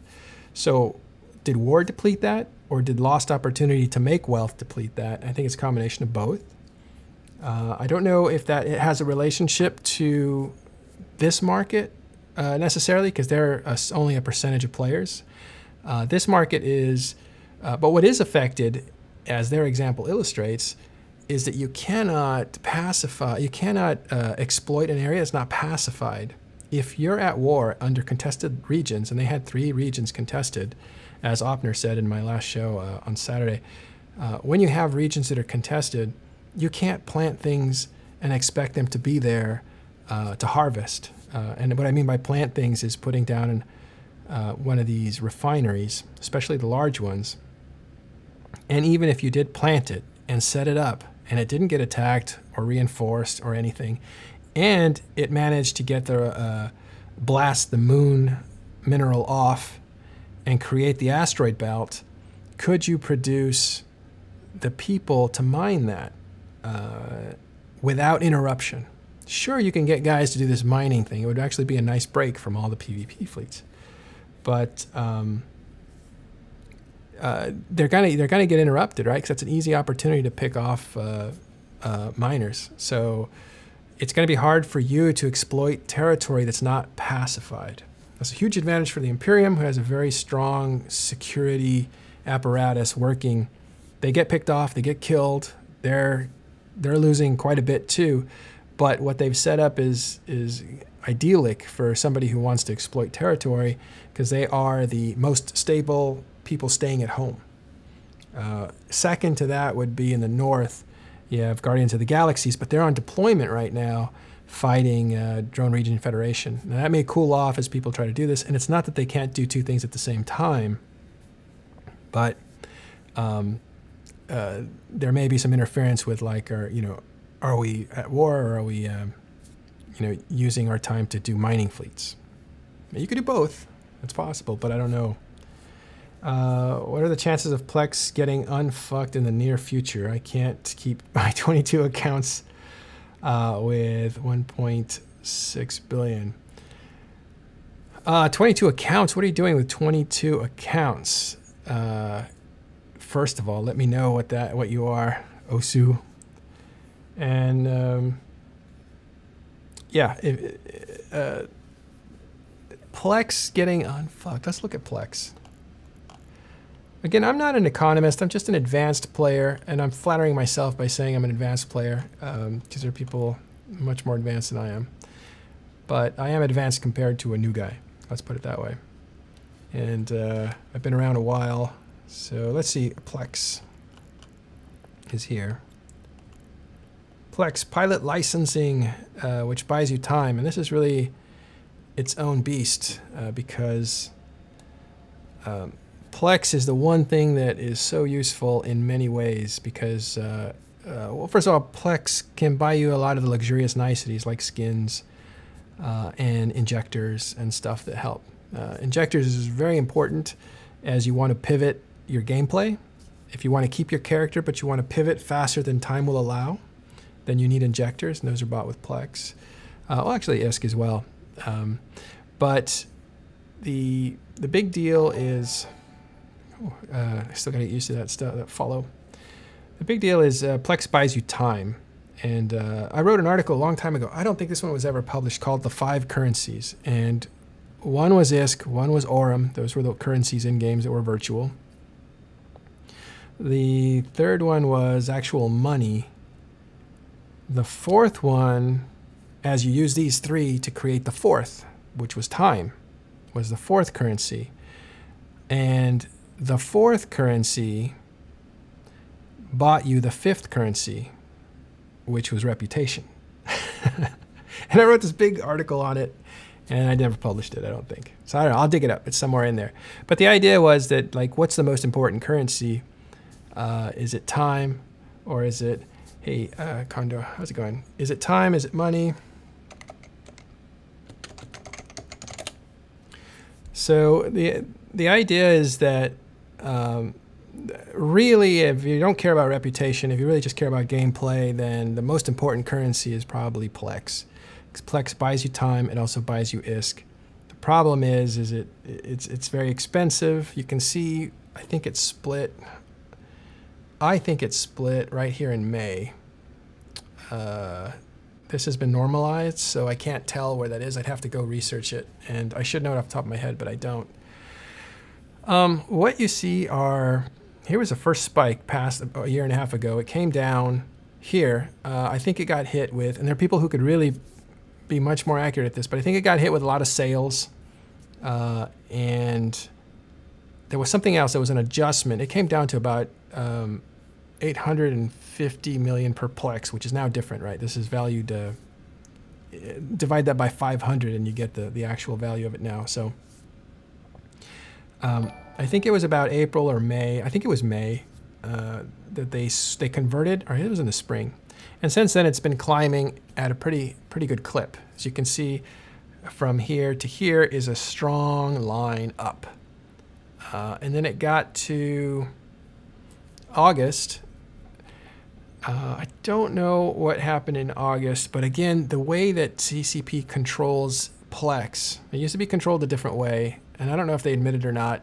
And so I can't actually say if it's true or not, because they can't admit it, then it's not official, right? CCP doesn't say we did this, then it's not official. But what may have happened is they may have, in the old days, taken Plex from banned accounts. So if I was some big wig player and I had millions of Plex and I RMT'd and got banned, then that millions of Plex is sitting in an account that's already been accounted for in the economy. And so CCP might have confiscated that wealth and injected it to lower the prices of Plex for other people, because they weren't looking to make a buck. And that's how they used to, that may be how they used to monitor the health of it. So when it starts heating up, they would inject a bunch of Plex in there from locked accounts and bring that price down. But I don't think they do that anymore. The guy that did that is gone from CCP a while ago. And one of the things they may do now is actually use sales quite a bit. So what they do is they hit you with a sale and they hit you with another sale. And they may be working with Humble Bundle people and Amazon and other places to actually, put a lot of Plex into the system, which brings the price down. And the way they do that is they offer it with a larger discount than normal. So there's all kinds of ways that they do that. And that's what's happening here. That's where you see the stability of it at about, literally about 3 million, which means if you were to buy 500 of those, it would be about $1.5 billion for 1 month of playtime per account. So going back to your question, if you have 22 accounts, let's round it off to 21 accounts and say that's, 21 characters, and let's say that's 7 accounts, you've got to come up with a little over 10 billion a month in order to keep all those guys online.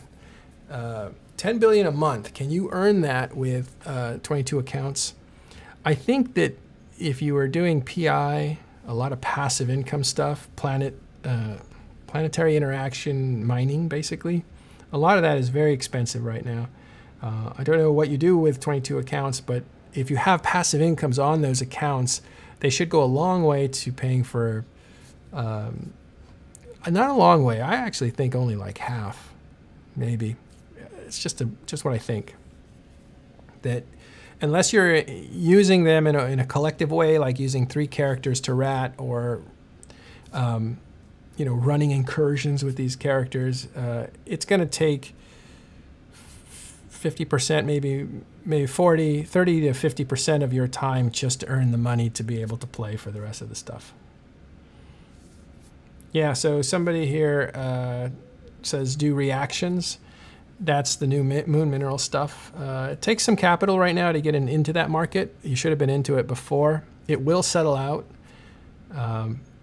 I think there still is a markup for reactions. This gets kind of complicated, and I'm not sure I'm able to explain it, but I'll try. But the Moon Minerals need to be refined and then turned into reactions, and then they're turned into complex reactions. So there's different stages that they need to evolve into.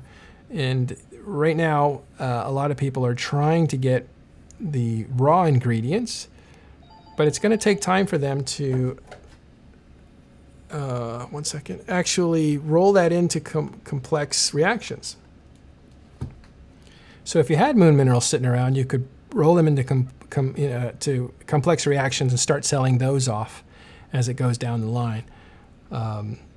There may be profit margins in those at the moment, but I can't really advise people on how to make money. And I don't think you're asking. I think you're just commenting on like, hey, the price of Plex is too expensive for me to keep playing the way I want to. But I have to disagree with you. I think Plex right now is super stable at 3. It's only gone up a little bit to, yeah, 3.1. It might be a lot, depends on what you're talking about. But, you know, that's been the case since September. It's only gone up 100,000 per.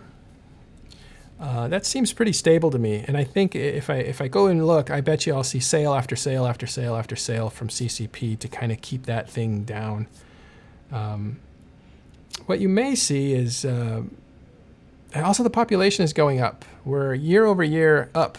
So EVE is attracting more players or old players, but the population that is playing the game at the same time is actually going up as opposed to last year same time. So it could be there's just more buyers for that kind of stuff, and so the price goes up. Well, that's economics for today. If there's anything else you want to talk about, I'm happy to look at it and stuff, but I was really just going to do pedestrian stuff and play this game in a slow way. I'll tell you what I miss. I miss the sounds of EVE. In fact, where are those sounds? There's that. I'll even put on a little music. You guys want some mood music? I'll crank up the atmosphere. And ship ambiance. I'm not really in a ship right now, but I like that. And I actually like the UI clicking. I think that's why it's seated over here. Yeah.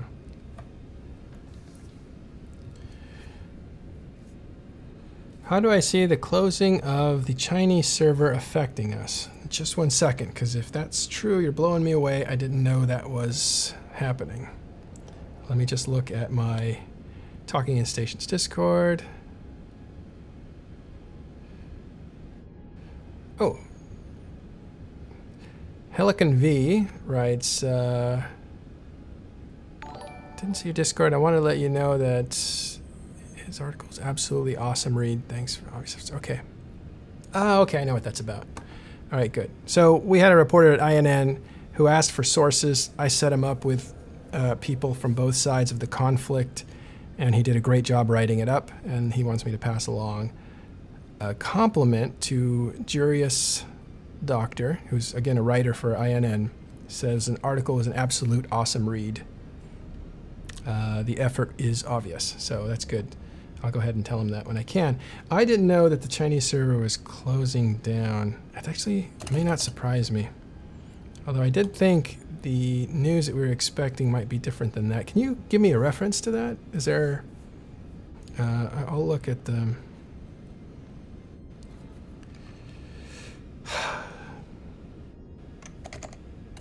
dev blogs, huh? Oh, if it's not official, then I don't know. There's a lot of rumors right now, so if it's not official, I don't know what. How would that affect us? I don't think it would. Which, I mean, it might affect Rooks and Kings that likes to play over there, but I don't know if there's good language support. If your question is a lot of Chinese players coming to Tranquility, which is our server, I don't know if there's language support. That doesn't mean that they can't play. There may be some people that come over that, because there's, you know, a lot of people speak either English or French, you know, so there's some support for that, or there was. We don't know what's going to happen there. But yeah, if people like the game and the game is no longer available to them in their own language, then maybe they would come and play on Tranquility. However, I think the reason there was 2 servers in the first place was the Chinese government has some strict regulations on EVE Online, because it has, not because, but maybe because it has virtual money in it.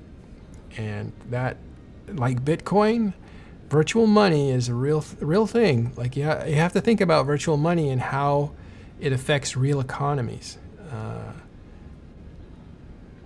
Yeah, they won't confirm and deny anything. They're definitely, there's a lot of buzzing from different places that something's going to happen, but I don't know if it's going to be really important or if it's going to be just something that, you know, they mentioned a while ago. So it may be something they've already talked about. And they've talked about some pretty big things in the past. So if you think back for the last 6 months, what were some of the things they talked about that said might be coming in the future that hasn't actually hit yet? Those are the kinds of things I would be looking into.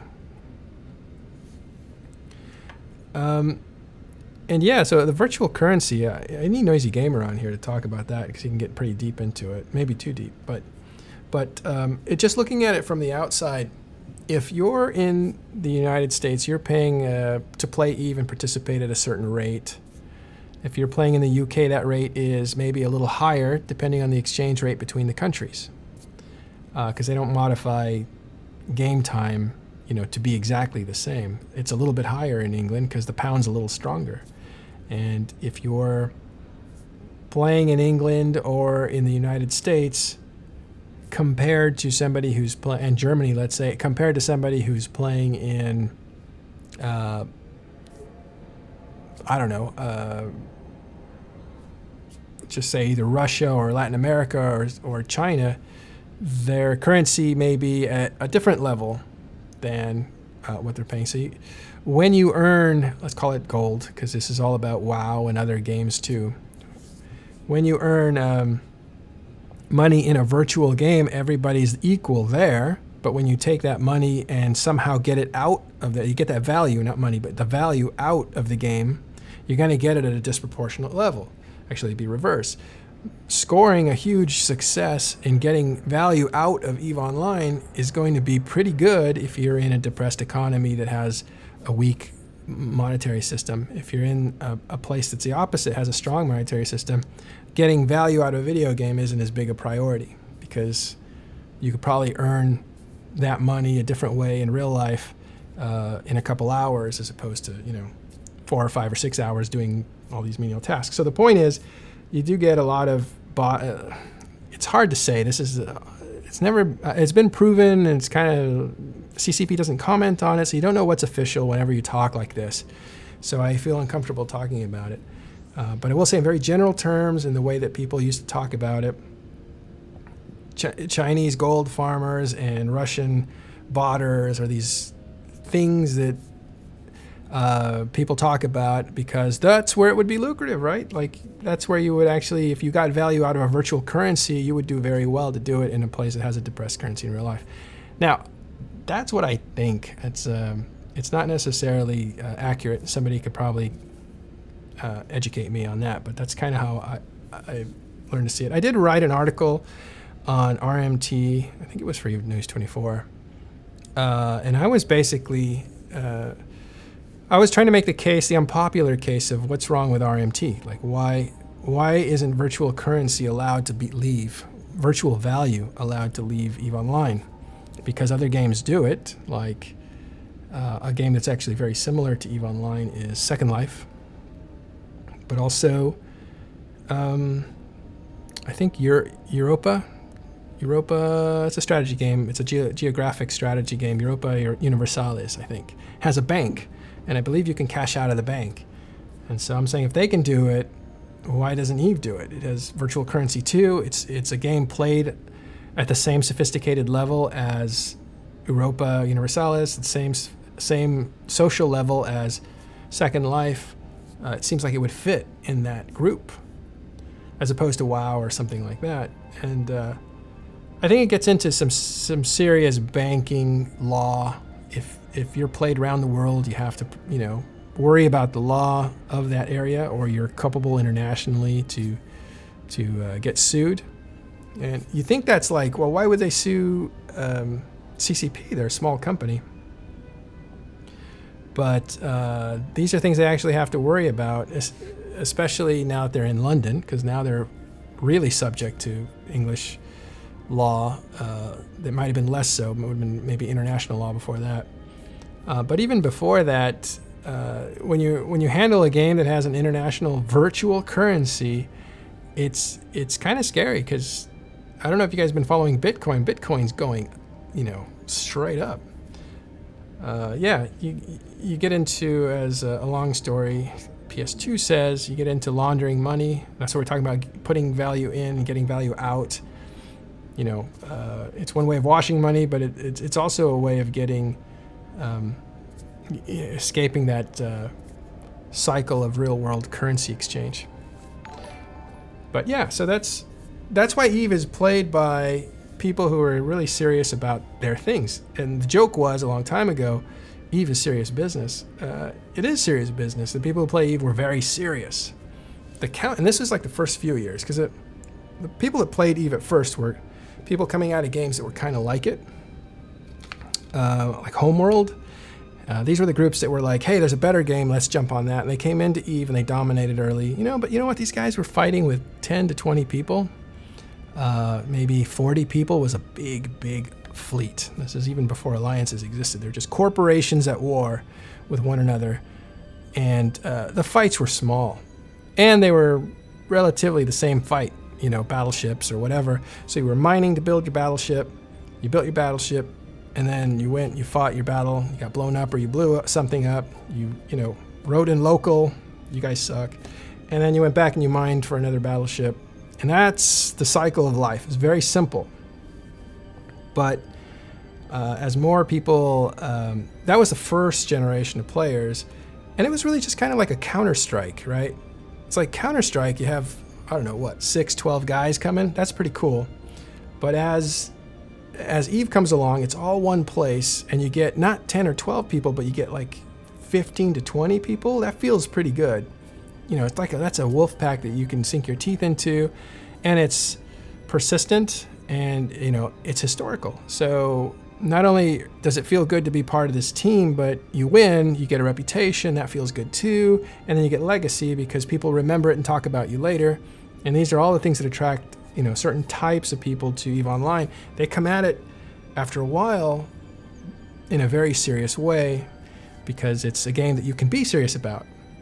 You can't be serious about certain games when nobody cares about them. You're serious about things that you can show people, I think. I think that's the incentive to be serious about it. And this is a complicated game. It's always been a complicated game. And so to be serious about a complicated game is not shameful. If you're super serious about a game that's really simple, and I'm not talking about checkers, but like, I guess I go back to WoW. If you're super serious about WoW, it seems very pedestrian compared to EVE. If you're super serious about EVE, it feels more natural because it's a serious game. It's complicated. You have to learn how to do things. You can optimize the heck out of things, but you really got to know what you're doing. And one of the things that used to be there is the sense of impending doom constantly, because you could make one false move and you would lose a lot of money. One betrayal, you lose a lot of money. You get set back. Money is just is time, right? That's the currency. So you just get set back. Hey, keyboard, thanks. I've been stalling this whole time till you got back. Oh, you're doing pretty good. You got 23 viewers. Oh yeah, we're up to 35. Hey, 35 viewers or 34, whatever. This is just a test, but I just started talking. But but it's just a test, so keep your expectations low. And Keyboard is helping me with the stuff. But let me finish my point before I forget it. People start playing this game in a very serious way, and that's why that thing came up that said spaceships are serious business. You'll probably see that meme. That comes from real world people being really serious about EVE Online, and that's where you see the graphic of the famous graphic of the learning curve being just death at the top and dismemberment, because it was so brutal.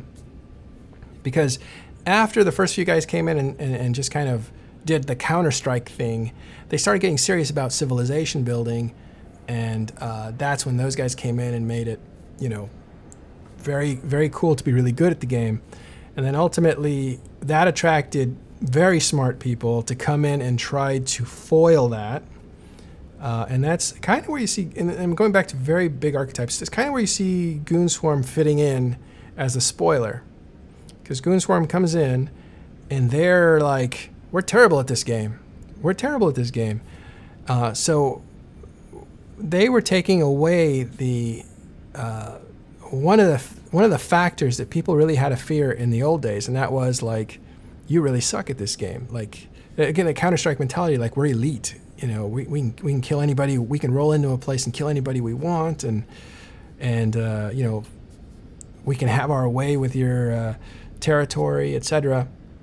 And so these guys come in and they're like, we don't care. Take anything we have. We have just these cheap little ships, but there's 1,000 of us, and we're just gonna let you kill us over and over and over again, because we don't, you know, we're not serious like you. We're goofballs. We're edgelords. You know, way back then it was different.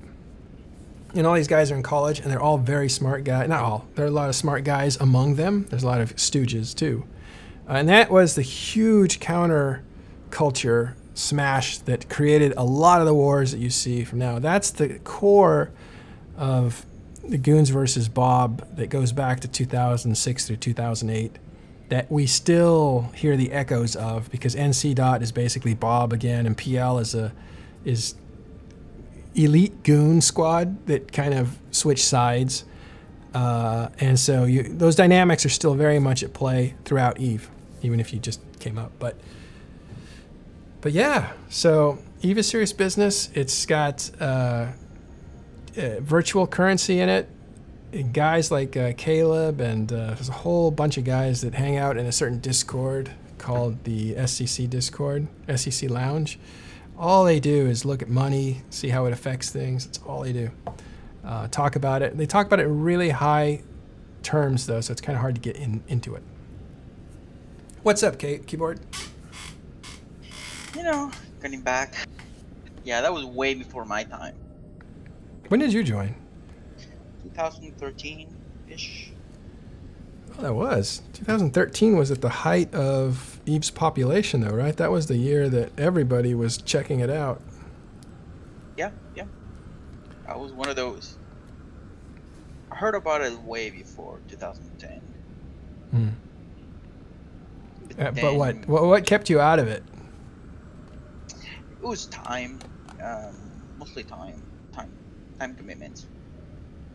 Heard about it, didn't want to check it in until it was later, until it made it main news, you know, mainstream news. That's when I, you know, decided to check it out. Was 2013. 2013 when? Fall or spring? It was, I think it was spring. It was right after Fountain War. Well, Fountain War was in.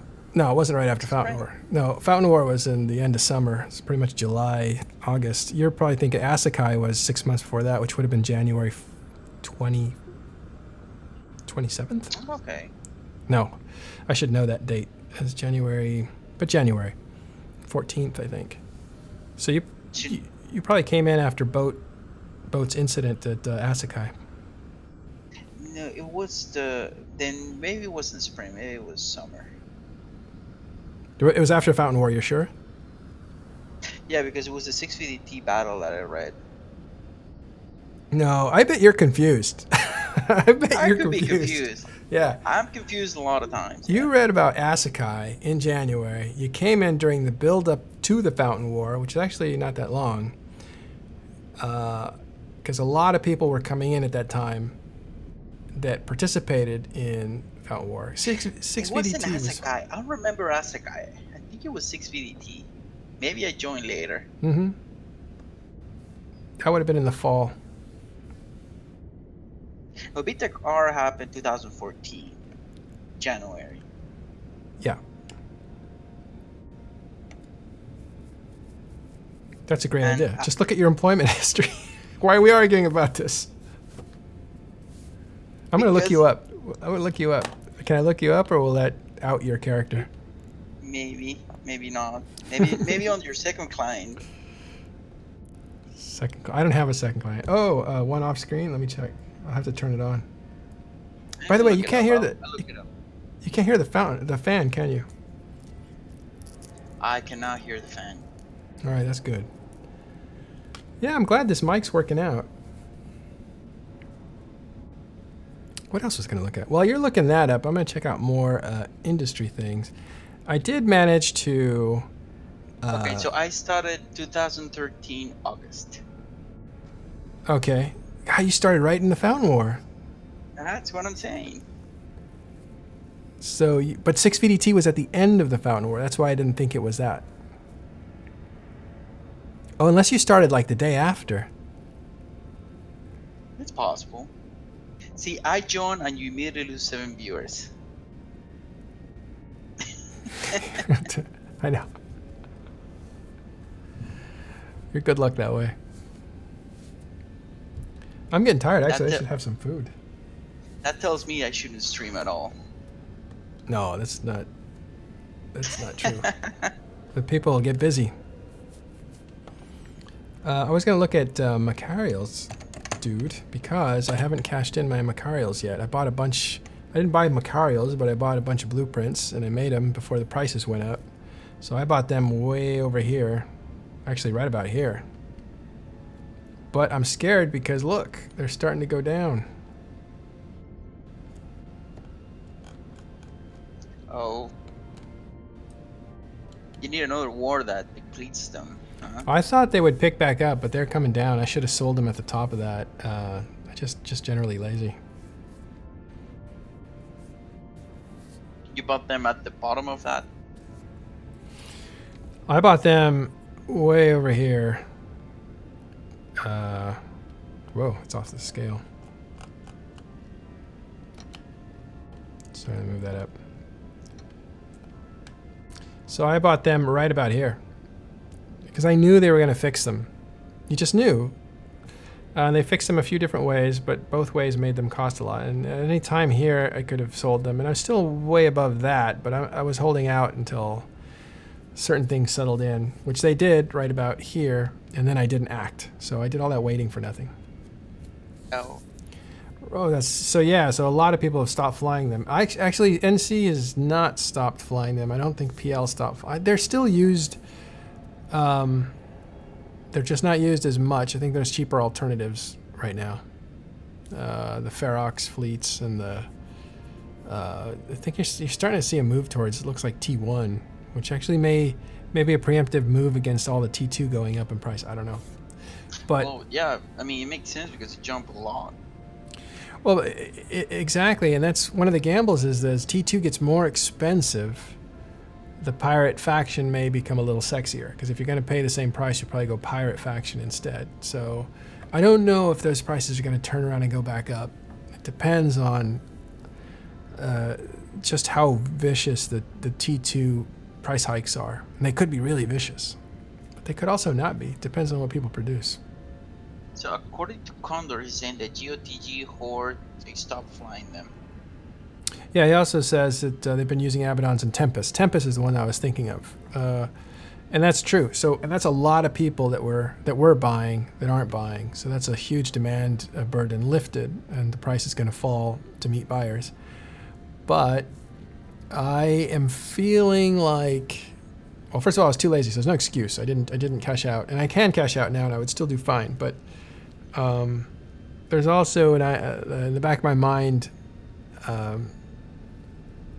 hold on because I don't know. I guess T1 though will never go up in price, so maybe the competition will never lift. We'll see. Well, if demand increases, the price should increase. Yeah, they did also nerf mechanics that made Machariels very popular because Machariels don't have to worry about capacitor to shoot their guns. They can constantly shoot without being drained. So there was a lot of all the cap warfare doesn't really work on them. They can still project damage. So the structures that defended themselves with cap warfare were still getting pummeled by Machariels. Any other ship would have stopped firing guns, and I think they fixed that. Yeah. Yeah, they took off void bombs. Right, that's how they were getting drained. Bombs. And the void bomb is a bomb that drains your capacitor. So now that structures can't defend themselves as strongly as they could, the need for Machariel starts to go down, and that's probably the dip that you're seeing. And maybe that never recovers, and maybe T1 always takes the place of Machariels. So maybe we've seen their high point. In which case I need to go sell a bunch. Anybody want a Machariel? I should do giveaways, right? They're not worth as much. Yeah. I did that. So your official stance is sell. Yeah, everything is lighting up. Get rid of it. Get rid of it. Get rid of it. But it's really weird because I nickel and dime myself in the whole process of building something, and then I sell it like, losing a bunch of money. So I'm really bad at the economy game. And so you have to look at your behavior when you do that. If I'm worrying so much about the pennies before when I'm building something, and then I don't care about the dollars when I sell it, what's really going on there? Am I really wanting to make money? Is that what I'm trying to do? Clearly not. What I'm probably doing is just using the complication of the build to satisfy, brain chemicals, addiction, process addiction kind of stuff as I'm going through trying to figure everything out. And then when it comes to selling it, I don't insist on the price that I need for it, because that's either a conflict with somebody, or having it sit on the market. I don't know what the reason is, but it's really, that's where I should be making my money, is insisting on the price, later on. Holding on until you get a good price. That's again what you're saying. Yeah. You are lazy in the things that matter and enjoy the things that don't. Yeah, that's a good way to put it. A long story. Thanks. If you CCP get time to make target trouble back. I think he was talking about Machariels having the 3 AU. They don't have that anymore? That I'm not aware of. I don't know. Well, the Serenity server, somebody said how do you think closing of the Serenity server would affect us? Are they going to allow the people in China to connect to Tranquility? Well, that was the first thing, right? China is the one putting the block on that. And first of all, we don't know if that's happening. That's true. But that's kind of how it's going to impact. I mean, you're losing a lot of your customers just by closing server in China. Yeah, I don't know what their balance sheet looks like. Are they losing or making money on that? I doubt it's a cash cow, but you never know. Yeah, you wouldn't close it if it's a cash cow. You wouldn't close it. Well, that's true, right? Like if it's a CCP decision, they wouldn't close it if it was making money. If they're closing it, it's because it's not making money, or it's not making enough money. That's true. If it's not making enough money, it might not be worth it. Yeah. So then it wouldn't affect us. It wouldn't affect the company which holds the game. So how would it affect us player-wise? Well, it wouldn't really if China doesn't allow them to log into Tranquility server because of the virtual currencies or whatever. So I don't know if it would ever affect us in any way. It might go through VPN to try to get to Tranquility, but yeah. Matani said we're seeing a spike of Chinese people coming to Tranquility. He would know. He's in charge of a lot of people, but I haven't seen any of that. I haven't heard him talk about that. Have you? No, I haven't heard. Maybe he said it in the meta show. I don't remember. Yeah, I haven't seen it. But it makes sense. I mean, if you know you're closing the Serenity, it makes sense for them to jump to Tranquility. I mean, the people that play the game want to play the game. The botters and RM team might try to switch to Tranquility. Well, there was that cryptic message from Peligro saying, "I'm watching you guys, and you will soon hear from me." So who knows what he meant by that? Was that on Twitter? That was actually he did that in the forums, and then it was that's where I read it. The more that what do you say here? The more that join, the more it will influence time zones. Yeah, and Chinese time zone, I guess, is Australian time zone. So you may see, like, let's just imagine, and we're not saying it's going to happen, but a lot of Chinese players come over because Serenity either closes or it just gets boring. And they start populating Tranquility on their time zone. Their time zone is equivalent to Australian time zone. So what you'll see is what you may see, I mean, this is total speculation, but is a robust population of 20 to 30,000 constantly on Eve instead of it dipping down to 15,000. Or, it depends on how many of them come over or start to play. But that's their time zone. And that has, yeah, sure, that has implications because warfare is very, very time-based. Yeah, it's time zone centric. Yeah, or sensitive, right? There's a lot of strategies about making people fight when they're asleep. But if you have corporations in your alliance that can take that time zone so you can go to sleep while they fight, that makes a huge difference. And also, they would be valuable to pick up and put in there. You want Australians in your alliance, and you want people from that time zone. Sometimes there's a lot of military guys in Japan that play this game. Sometimes Japanese players. If you have Chinese players or Korean players. Koreans. Yeah. These are guys that can fill in that weak spot. So yeah, so it has something to do with it, but we don't know if it's happening. If Matani has said, I guess here in the fireside chat, that's just an interesting development. But I guess we can ask him next time we see him. Yeah, I mean, I think there is definitely an impact. People still want to play the game, so maybe they find ways to join Tranquility. But it would, like you're saying, it would definitely change the dynamic for time zone tanking. It might eliminate that, to be honest, for larger entities. I mean, that's the thing, right? If enough people come, then you don't time zone tank anymore. You don't put your the places you want to defend in the worst time zone for your attacker, because there is no worst place for the attacker. They're on all the time.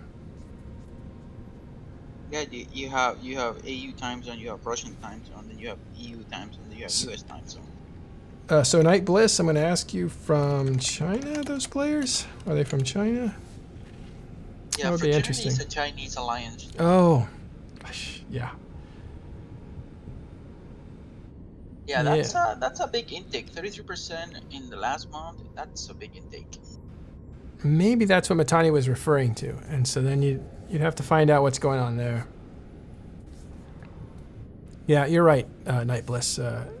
Keyboard just pointed out they are a mostly Chinese alliance. I think, what is the makeup? Let's take a look at that now.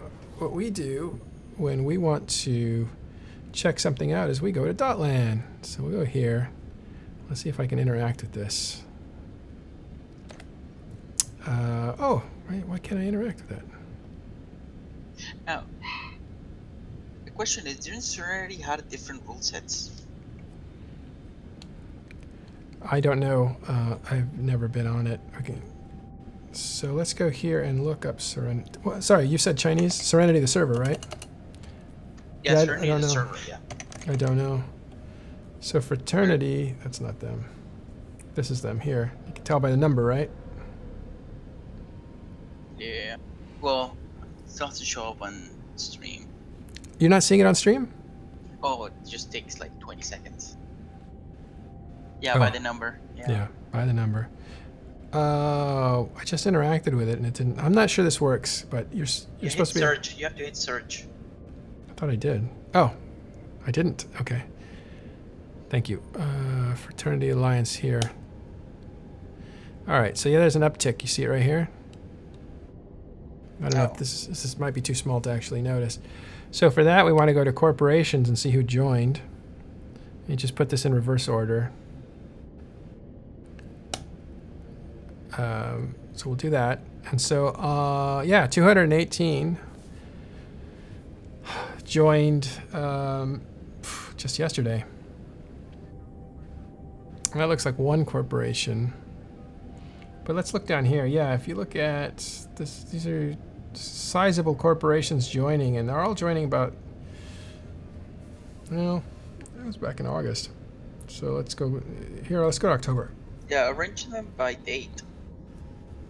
I did. They're arranged by date now, in reverse order. Okay. So you have a couple of big groups that joined, but you really have this big one that joined yesterday, and so maybe they were always coming. So I like to go and look at them.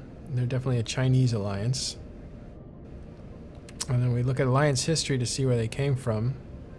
Iron Crown. Huh. Iron Crown, that's probably...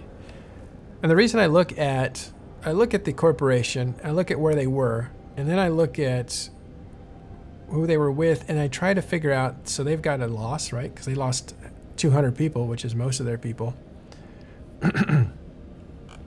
Then what I try to do is look at probably events or statistics. I think it's changes would work too. And changes will show me sovereignty changes or things like that. So I can see what the behavior was of that group. Where did they own sovereignty? Because it looks like they did own sovereignty back in August. So what that says to me is something's gone wrong there. They lost a huge corporation of 200 people that jumped into fraternity and made fraternity much bigger. Is that a trend? Is that an overall influx of Chinese players? I think that's just one example. If there are more examples like that, then you could say that's probably true. But it may just be one big corporation that actually merged together and came over to fraternity after being renters for a while. I think that's what that could be. That can happen, yeah.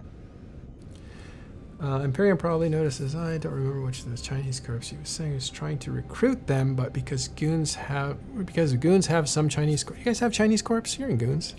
Yes, PLA. How many are those? How many of them are there? Not sure. Yeah, so all that to say that it's too early to say if that's a trend. I'm not sure, but that's how we would investigate behavior. And then you know, if you're kind of a reporter type, you would want to go and talk to somebody there, which may not be easy. Let's see here. I'm gonna turn that. So can't say, but it does look like fraternity did get a good corporation. It's probably a merger of other corporations. I should have looked at how long they'd been there. Is that still there? Let's have a look. All right, you, let me interact with you. So that corporation was this corporation here, and it was the biggest corporation of that lot. So they came in beginning of the year. It looks like they were always together.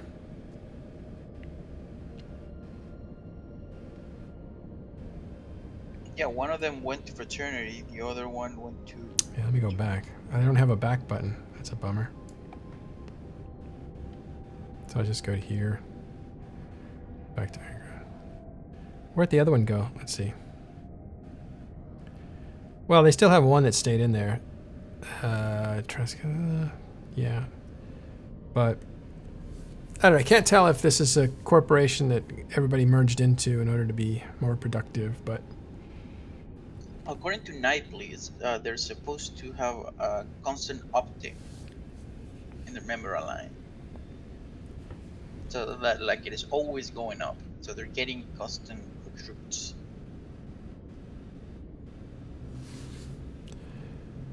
Is that what they're... I don't... Can we see that? Let's see. You have to go back to the alliance, and you can see the graph is always going up. Yeah.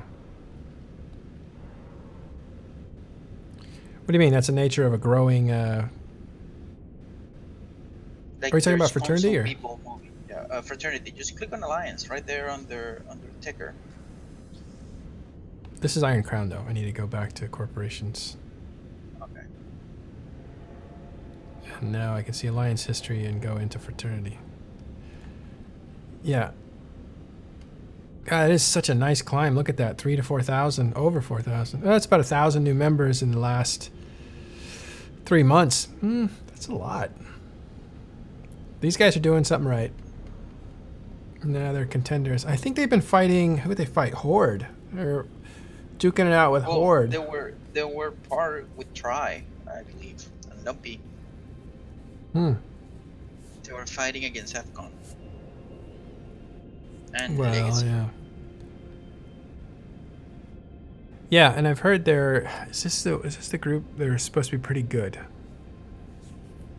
Yeah, that's interesting. Didn't think about that. All right. Well, this streaming stuff is tiring. Oh, haven't you been streaming for like 2 hours, 3 hours? Yeah. Let's finish up. Do we have turn that one off? So we got the black bars off the sides. That's awesome. What else are we supposed to do? established that you need a second monitor. Yeah, I need a second You need a monitor. third. Yeah. And the sound is good though. That's my big worry. Yes, sound is good. That's excellent. And I am streaming in 3 different places at the same time, which I really like because I started thinking about it and I thought, what is it that all this really amounts to? And the biggest thing was I felt very much like I'm just talking to the same people over and over again. Not on the show, but all the audience too. They're all kind of the same interested people that read all the papers and listen to all the podcasts. Are we really reaching anybody new? And I got to thinking about this because of the community team being kind of cut dramatically. And I thought, is this a sign that really, like, we think that the community is everything, but what's really the feedback, all of the people playing and all the feedback that CCP is getting is like, there's a lot of people who don't listen to any of this stuff. And thank you, Nightbliss. Appreciate that. So are we reaching anybody new? Are we growing people who care about EVE News? Are we bringing them something that's worthwhile? Because I do know Tiberius is like, I'm tired of writing. I'm going back to just playing the game and hanging out with my EVE pal in real life and hanging out with courtmates. And that's a lot of guys that oh wow, there's that. Thanks, Corbin X. A lot of guys really just want to play the game, be with their buddies, maybe see them at a meetup if they're interested, but not much more than that. They don't care about opinions. They don't care about, these vanity kind of projects where, let me tell you how it is and that sort of stuff. I don't think they do. So I was thinking, and I don't need to talk to them anyway. These guys are super experienced. They're not going to learn much from me. They learn from people that I bring onto the show, but they're not learning, much from me. So how do we? And that's really cool to know, Corbin X, that you actually got started by watching streamers, because I think that's important. But it's not just watching Twitch streamers. I think I want to reach out to other places that don't even have an EVE presence and just put this there, even just have EVE up, and just so people can see it and spend time just looking at it, not necessarily looking at me. Hey, Tetzel, thanks for following. Appreciate that. But let people who are watching YouTube and who are watching Mixer, not traditionally homes for EVE, actually YouTube is, to see if there's some interest there. And then they get curious and want to actually see, what's this game about? It looks kind of complicated, because it is complicated. It's serious business. Yeah, serious business. Trying to get people into playing EVE, that's usually a good goal. Well, and that's what the new goal is. I wouldn't say it's a new goal. It's always been the goal, but I didn't ever want to write, or I didn't ever want to write or produce shows that new players could get, because the amount of the people who are actually most inclined to listen are people who are advanced already. And so our show's always been about advanced players. Advanced players telling you the narratives that are going on, advanced players telling you the tips on how to do things. And the problem with that is you get advanced players, you leave everybody else behind. You start talking like if... It makes it difficult to follow the show, the show because of the terminology. Yeah, exactly. It's like watching the Alliance tournament the first few times. You're looking at it thinking, I don't know what they're saying. Because it's all abbreviations. It's all jargon. Like, I don't know what that means. What's that move mean? An advanced guy would know, but I don't know. So there's this huge middle section of players that want to get better. They've already bought in. They like this idea. They like the complication. They like the competition. They like the procedure of improving themselves. And they like the rush of getting into fights with other people, other actual players, and winning or losing. So those guys are dying to catch up. They're dying to know a bit about history, to give themselves context on what they're seeing now. And those are the guys that I've always aimed for. Like I don't want to talk shop with advanced players. I always want to open the door to advanced concepts to the medium players. Thanks, Ominous Grim Reaper. You actually fit that animation pretty well. I'll have to fix the animations. Those are all like super template-y, but I'll fix those. And yeah. So I really want to see like not necessarily the brand new players, because they're going to be hard to hold their hands in, and they haven't even bought in all the way. But the medium players is kind of who I've always kind of gone after. But maybe it's time to go after people who don't even play Eve. They just like hearing about it. I think that, I mean, going to what Corvinax is saying in chat, I mean, I don't think you're referring to not talking about the big events. It feels a lot like you're talking about how you will approach a show by talking about the big events. If you make a show about advanced players, about advanced stuff, about all the jargon, it makes it hard for new players to catch on. You can cover the same event trying to explain like a new player will see it. You know, like you can read about those big events, but you know, when they're talking about alliances and throwing alliances in, yeah, fighting against each other, so that's what makes it hard for a new player to follow. Corvinax saying if you can turn me up a little bit. I got you on max, so I'll have to put a gain on you. So let me do that real quick.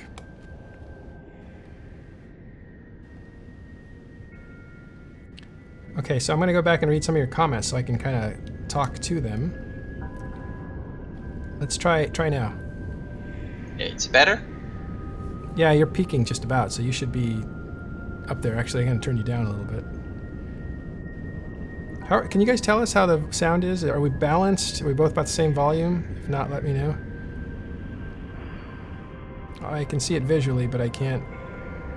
There's the whole loudness thing. Is it better now? Yeah, you must be better because you're hitting harder than I am. In fact, I don't think I like that. I think I'm gonna actually take you down a bit. That he says that turn your gain up on the volume. Let me actually. Oh, that's true. Yeah, you know what? Let me. That may be competing with you too.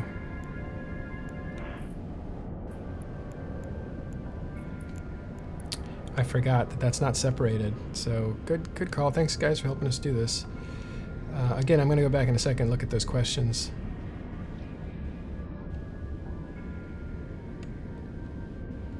Hello, filter. Somebody told me I had a super sensitive mouse. And I said, did he say I had a sensitive mouth? No, he had a sensitive mouse. He couldn't control it. So I realize now when I'm trying to hit these little buttons, it's hard. Yeah, okay, so there was some, somebody who just, hey Franco CCP. Thanks for following, appreciate it. I'm gonna be doing more of these, so it'll give you a little alert, which would be good. So actually I would, hey Tasker24. Actually I would disagree with you, Matterall. I think this is from Corvinax. Actually I would disagree with you, Matterall. I think you're missing an important part. As a new player, hearing all these big events that I have no idea of what's going on is very interesting. What do you think of that? Yeah, that's what I was talking about. Whoa, it's interesting enough that it even got his wife playing. That's pretty damn Yeah, I mean, interesting. yeah, talking about the big events, it's really what attracts publicity. There's one way of doing that. Talking about the big event, the battle, the war, the size of it. But I think to attract newer players, sometimes we go too advanced on the topic in a sense that when you start the show in the first minute, you start really advanced. So it's really hard for a new player or someone who's not familiar with the game to catch on. So you have to like build a slowly building the jargon of, or explaining the jargon and abbreviations of what you're talking about, so new players can catch on of what what you're talking about. Mm-hmm. Well, I think So go ahead. I think you create the excitement. Talking about Eve is like talking about a story that's continuing to go. It's like a series of books. Hi, Robert. And so I get what he's saying, and that makes a lot of sense. Like, you need to hear these epic arcs, story arcs, because you want to lock into something that makes you want to climb into the story, to climb into the experience, even to be a small person in a big world and to get lost. And this is a topic that Ancient Gaming Noob and I talked about, which was you don't move to a city to meet all the people in the city. You move into a city to benefit from all the people that are in the city and knowing that all this potential of things to do is around you, but you don't want to meet everybody. So I think some people that come to Eve aren't trying to climb into the meta to meet all these people. They really just want to know that the world exists around them and stuff. But even to do that, you need to say, Eve is a cool place that I want to live in and exist in. And what you need some kind of hook for that. And part of it is the complication, as we've talked about before. Part of it is the story, and part of it is the legacy, the history. The story goes on. So you're listening to me talk about people that played years ago as if they were still there. So that was 5-10 years ago. So yeah, I can see that. And I don't underestimate new players, and I don't want to discourage new players. In fact, what I'm saying was that I've always concentrated on the middle tier to say, you're getting the hang of it. Let me open up these doors for you that talk about history, that talk about sometimes lore, that talk about economics.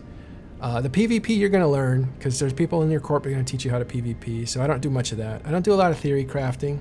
Don't really need to do any of that. That's where you're going to get a lot of hands-on training, and it's not even easy to learn by talking about it. It's easy to learn by doing it and by someone kind of working with you to do it.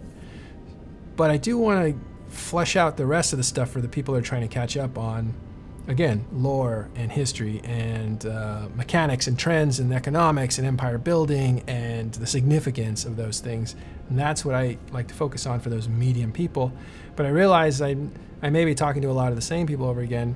And the idea of all this was to put myself in different markets that don't have access to Eve. And so maybe just watching the game could get them interested. So that's what this is about. Talking in Station is not going anywhere. It's going to be the same, still on INN.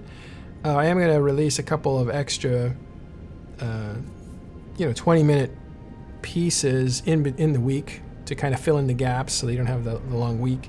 Those will be easy to do because it'll just be 1 or 2 people talking, like Caesar and I just now, talking about some topic for only 20 minutes, and then just put that kind of stuff out. But then this is like slow TV. If you guys familiar with slow TV? Do you know what that is? Yeah, I'm familiar with slow TV. For those that don't know, slow TV is like watching a train travel for 8 hours. They put a camera at the front of the train, and literally you're watching train tracks as the landscape changes, and it's hypnotic after a while. You're along the ride for the entire real-time 6-hour trip, and you're just watching it. And I don't know what the draw is to it, or a barge moving along a river, real time. Nothing's sped up, nothing's edited. Just beautiful, high definition capturing of these moments in life in different parts of the world. And so the slow TV concept appeals to me because it's kind of like looking at a specific place in real time that you're nowhere near. So you're connected to it, but you're nowhere near there. That requires a lot of concentration to watch it. And I don't know if I have it, but I hear you. It's not active watching, though. That's the thing. I don't think Eve is an active watching game either. You're right. You're right. And that's why I think it's not like, even though I can't break the habit of constantly talking, it's not like you're watching me play, wow, look what I'm doing, hear my inner monologue. That is a certain kind of streamer that's happening now. There's a connection there. Like, I'm not paying 100% attention to you, but I'm hearing you. So if something happens, I can go look, and I'm with you. And that's the thing. That's what streaming is, I think. I'm with you. But I'm not focused on what you're doing, unless I'm trying to learn from you. You're just my company while I do other things. And I think that when you're doing WoW or LOL or any of these other games, there's constant action. So you're constantly talking about this, that, and the other, and I'm doing this, or, wow, look at this is funny, and check this out. That kind of stuff doesn't appeal to me at all. I can't do it. I'm not good at it. And there's kids that do it 100 times better than anybody of my generation. So, and I'm not even trying to find a niche. It's more like Eve doesn't even correspond to that kind of gameplay, I think. If you watch Alliance Tournament, maybe. If you watch streamers who stream Eve, maybe, when they're doing combat and stuff like that. But I like Deopa or I don't know who the guys are. There was one guy that would just plant his camera and just turn it on and walk away for 10 hours, and it would just be like some moon somewhere. I forgot who that was. I think it was Crazy Dog, yeah. And it was very boring as a new bro. I think so too. But for those of us that want to just be connected to Eve, that was kind of it was a nice thing. I liked it, actually. I was one of his subscribers. Yeah, Eve, you need to have someone to play with. I would say most MMOs playing by yourself is boring. Yeah. Yeah, because MMOs are geared towards playing with people, and just the name has it, multiplayer online. So, I mean, you gotta have someone to play with. But Eve is especially one of those that is really hard to play by yourself. I don't know. I disagree. I think, well, with caveats, I think that you need intermittent. Look, that's like saying, look, we have canines, therefore we should only eat meat. Or we have molars, so we should only eat foliage. And the fact is, there's a variety of levels of Eve. It's not like your typical MMO. It's a sandbox, which already makes it different. But it's a sandbox. Yeah, I guess it's a sandbox. It's all one shard. That makes a difference too. I mean, okay, so I guess if there's people that can play Eve by themselves. There's people that can play any type of other MMO by themselves. But if you look at Eve, a lot without just having one account, it's really hard to do everything. I don't think you can do everything with one account. So that tells you that, yeah, that tells you that the game is designed to have multiple people. You can't have a capital with one person. You have someone to let you assign them. I mean, yeah, you can try to take aids now, but before that changed, you couldn't. So the game was, like I said, geared towards having multiple people and force you to do multiple people. The whole N+1 thing. So. And that's what I mean by it will be really hard to play by yourself. It would be somewhat really boring. Yes, but I don't. How do I put this? What I was getting at with the example of we have different teeth for different purposes. I think Eve players will fall in and out of different careers. They'll have different desires at different times. I think the long-term players. If you come in just for the adrenaline rush, you can come in and you can get that, and after a while, that may go away. If you make friends with people, you stick around. But I honestly think you also change careers, change professions is something important. You constantly have a new goal that you're after. Playing with other people is essential. I don't think it's something you do all the time. A lot of times you just do stuff on your own. Yeah, I mean, you can do stuff on your own. once you're established in the game, you can, because not all your friends are gonna be online all the time, the same time that you're on. But you can still, the game is still meant to be played as a game. You can go solo and then run into a gate camp and you just get that's no fun. destroyed, you know. And they kill you 5 to 10 guys, just murder you. So then you call your friends and then you go and have a fight. So And that feels pretty good. I think you're right. I mean, the idea that you have a gang and that you're flying with and that you're a contributor to them is a very powerful thing. There's no denying that.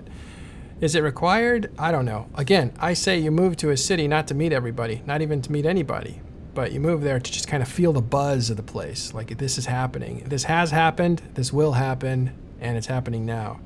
And there's a lot of people involved, and we're all in the same place. There's a powerful gravitational pull to that. Somebody asked if, and there's some comments I need to go back for, but Uncle It said, wait, mock prices are on the rise. Hell yeah, mock prices are on the rise. Those are Mercurial battleships. They're a pirate faction that known as the Angels, right? Are those Angels? Am I crazy? Let me have a look. I think they're Angels. Yeah, Mercurials. Yeah, they're Angels. Which means the Mercurials were a part of, if we look at Dotland, ooh, we get to use Dotland again. Angels are in the south part of the map, where for a long time it was pacified. I'll bring it up in a second. So what you had was a lot of people farming the area, harvesting the rats, those are the pirates, and getting those battleship blueprints and selling them on the market for a profit. And so what you had then was a flood because of a pacified area producing so many blueprints of the market. The market was flooded by all these BPCs, blueprint copies, not blueprint originals. So these copies were then, there's nothing important about a blueprint for a pirate ship, just minerals. It's like a T1 ship. Doesn't take any complicated stuff of moon minerals involved like T2 does. It's a T1 with a specialized blueprint. That's it.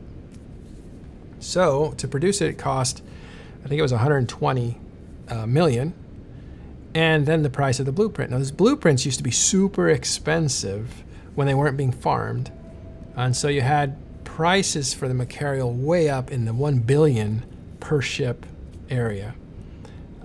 So with a lot of things as factors, but mainly the overproduction of blueprints, and the the demand for it created a real market for Mercurials, who used to be just ships that low-sec people would fight with because they were really fast and they could project a lot of firepower.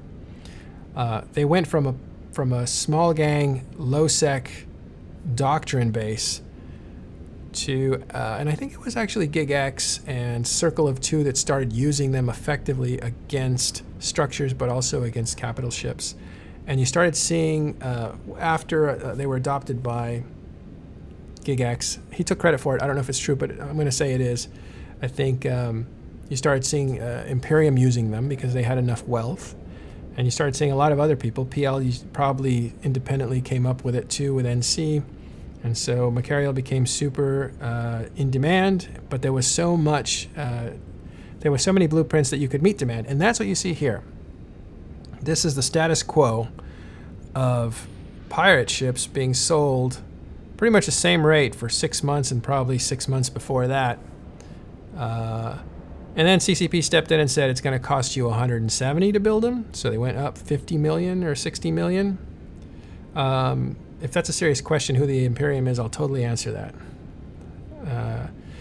But the Mercurial ends up costing more to produce, and also they start dropping as much, and also the area where they come out of falls into turmoil as Legacy Coalition or Phoenix Coalition. They all start to get attacked by Vanguard Coalition. So you have what was a pacified area get contested, less time for actually ratting and picking up these things. So maybe less of them hit the market. But at the same time, CCP tweaked them so they went way up.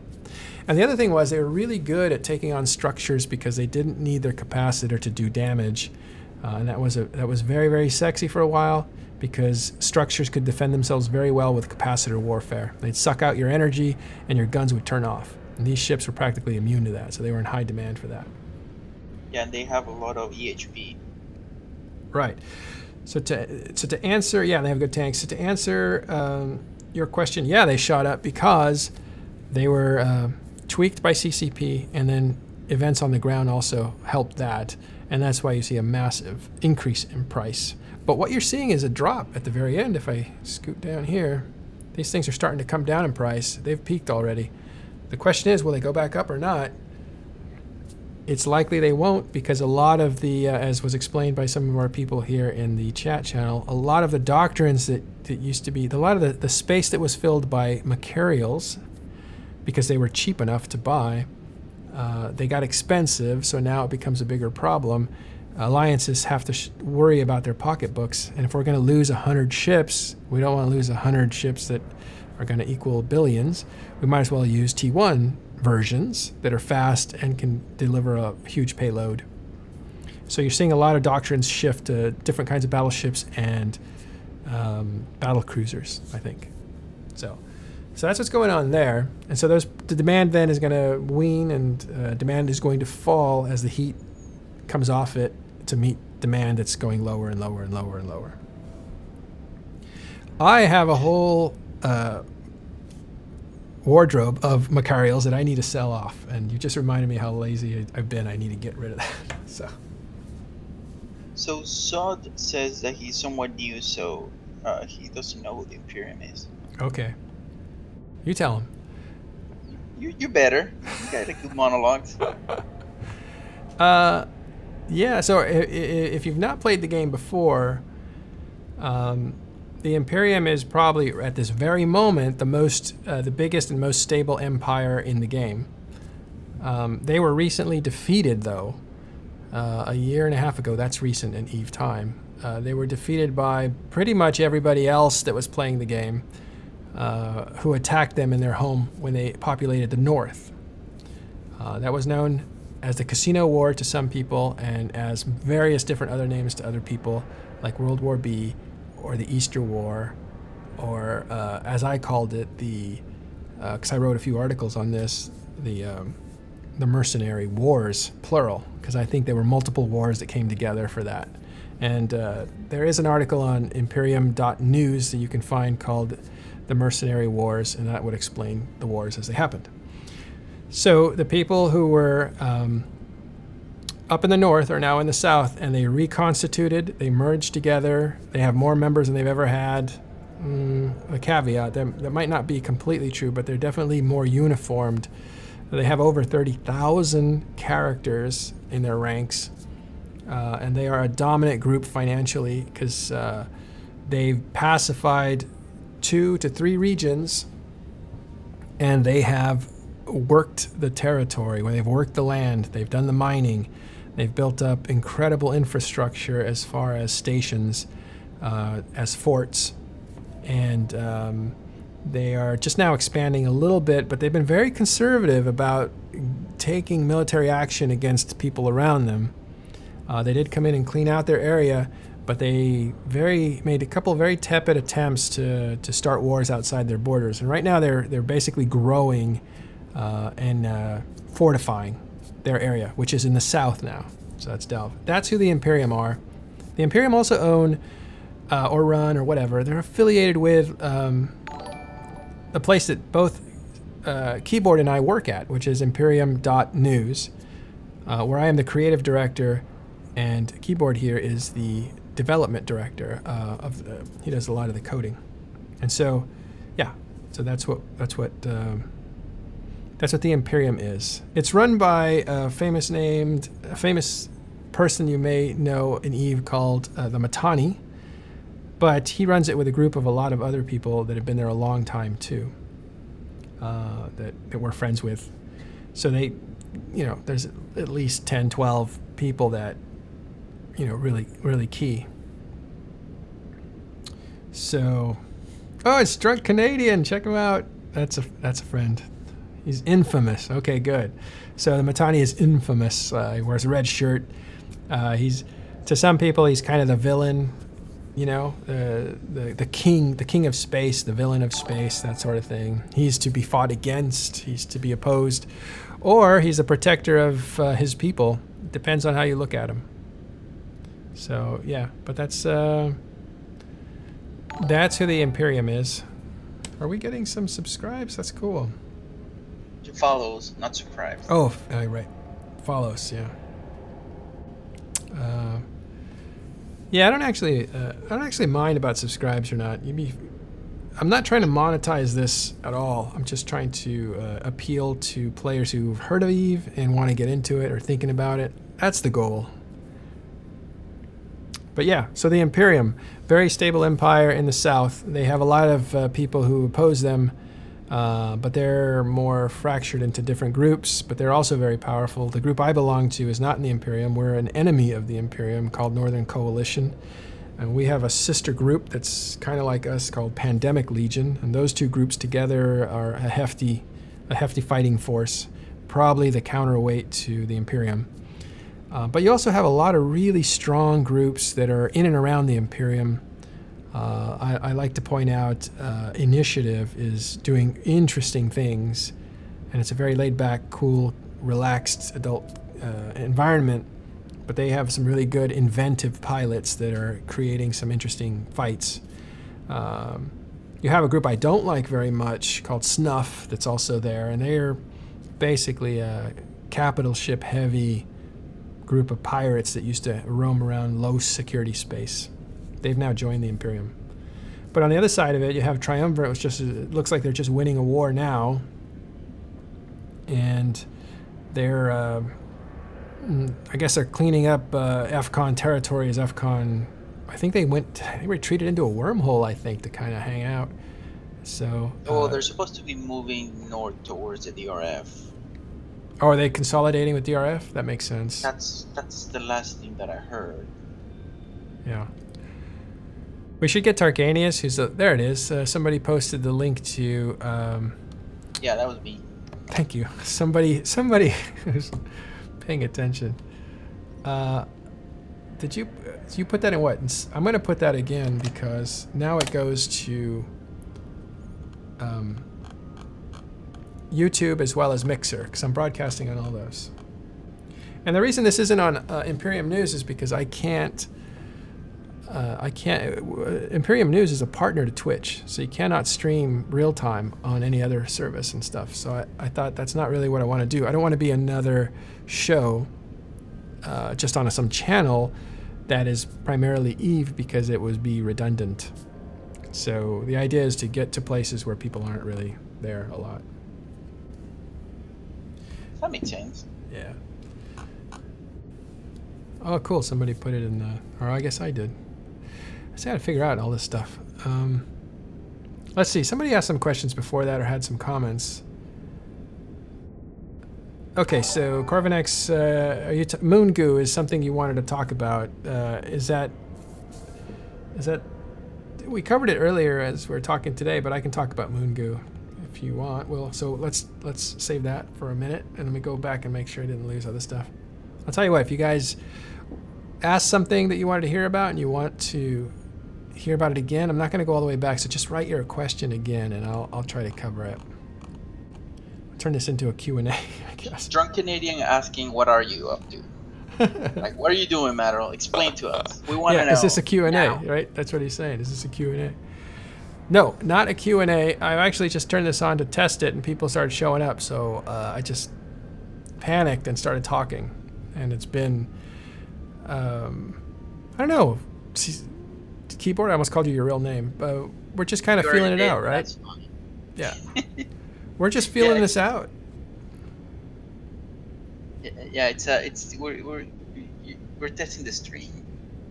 Yeah, I'll bring different people on and just relax.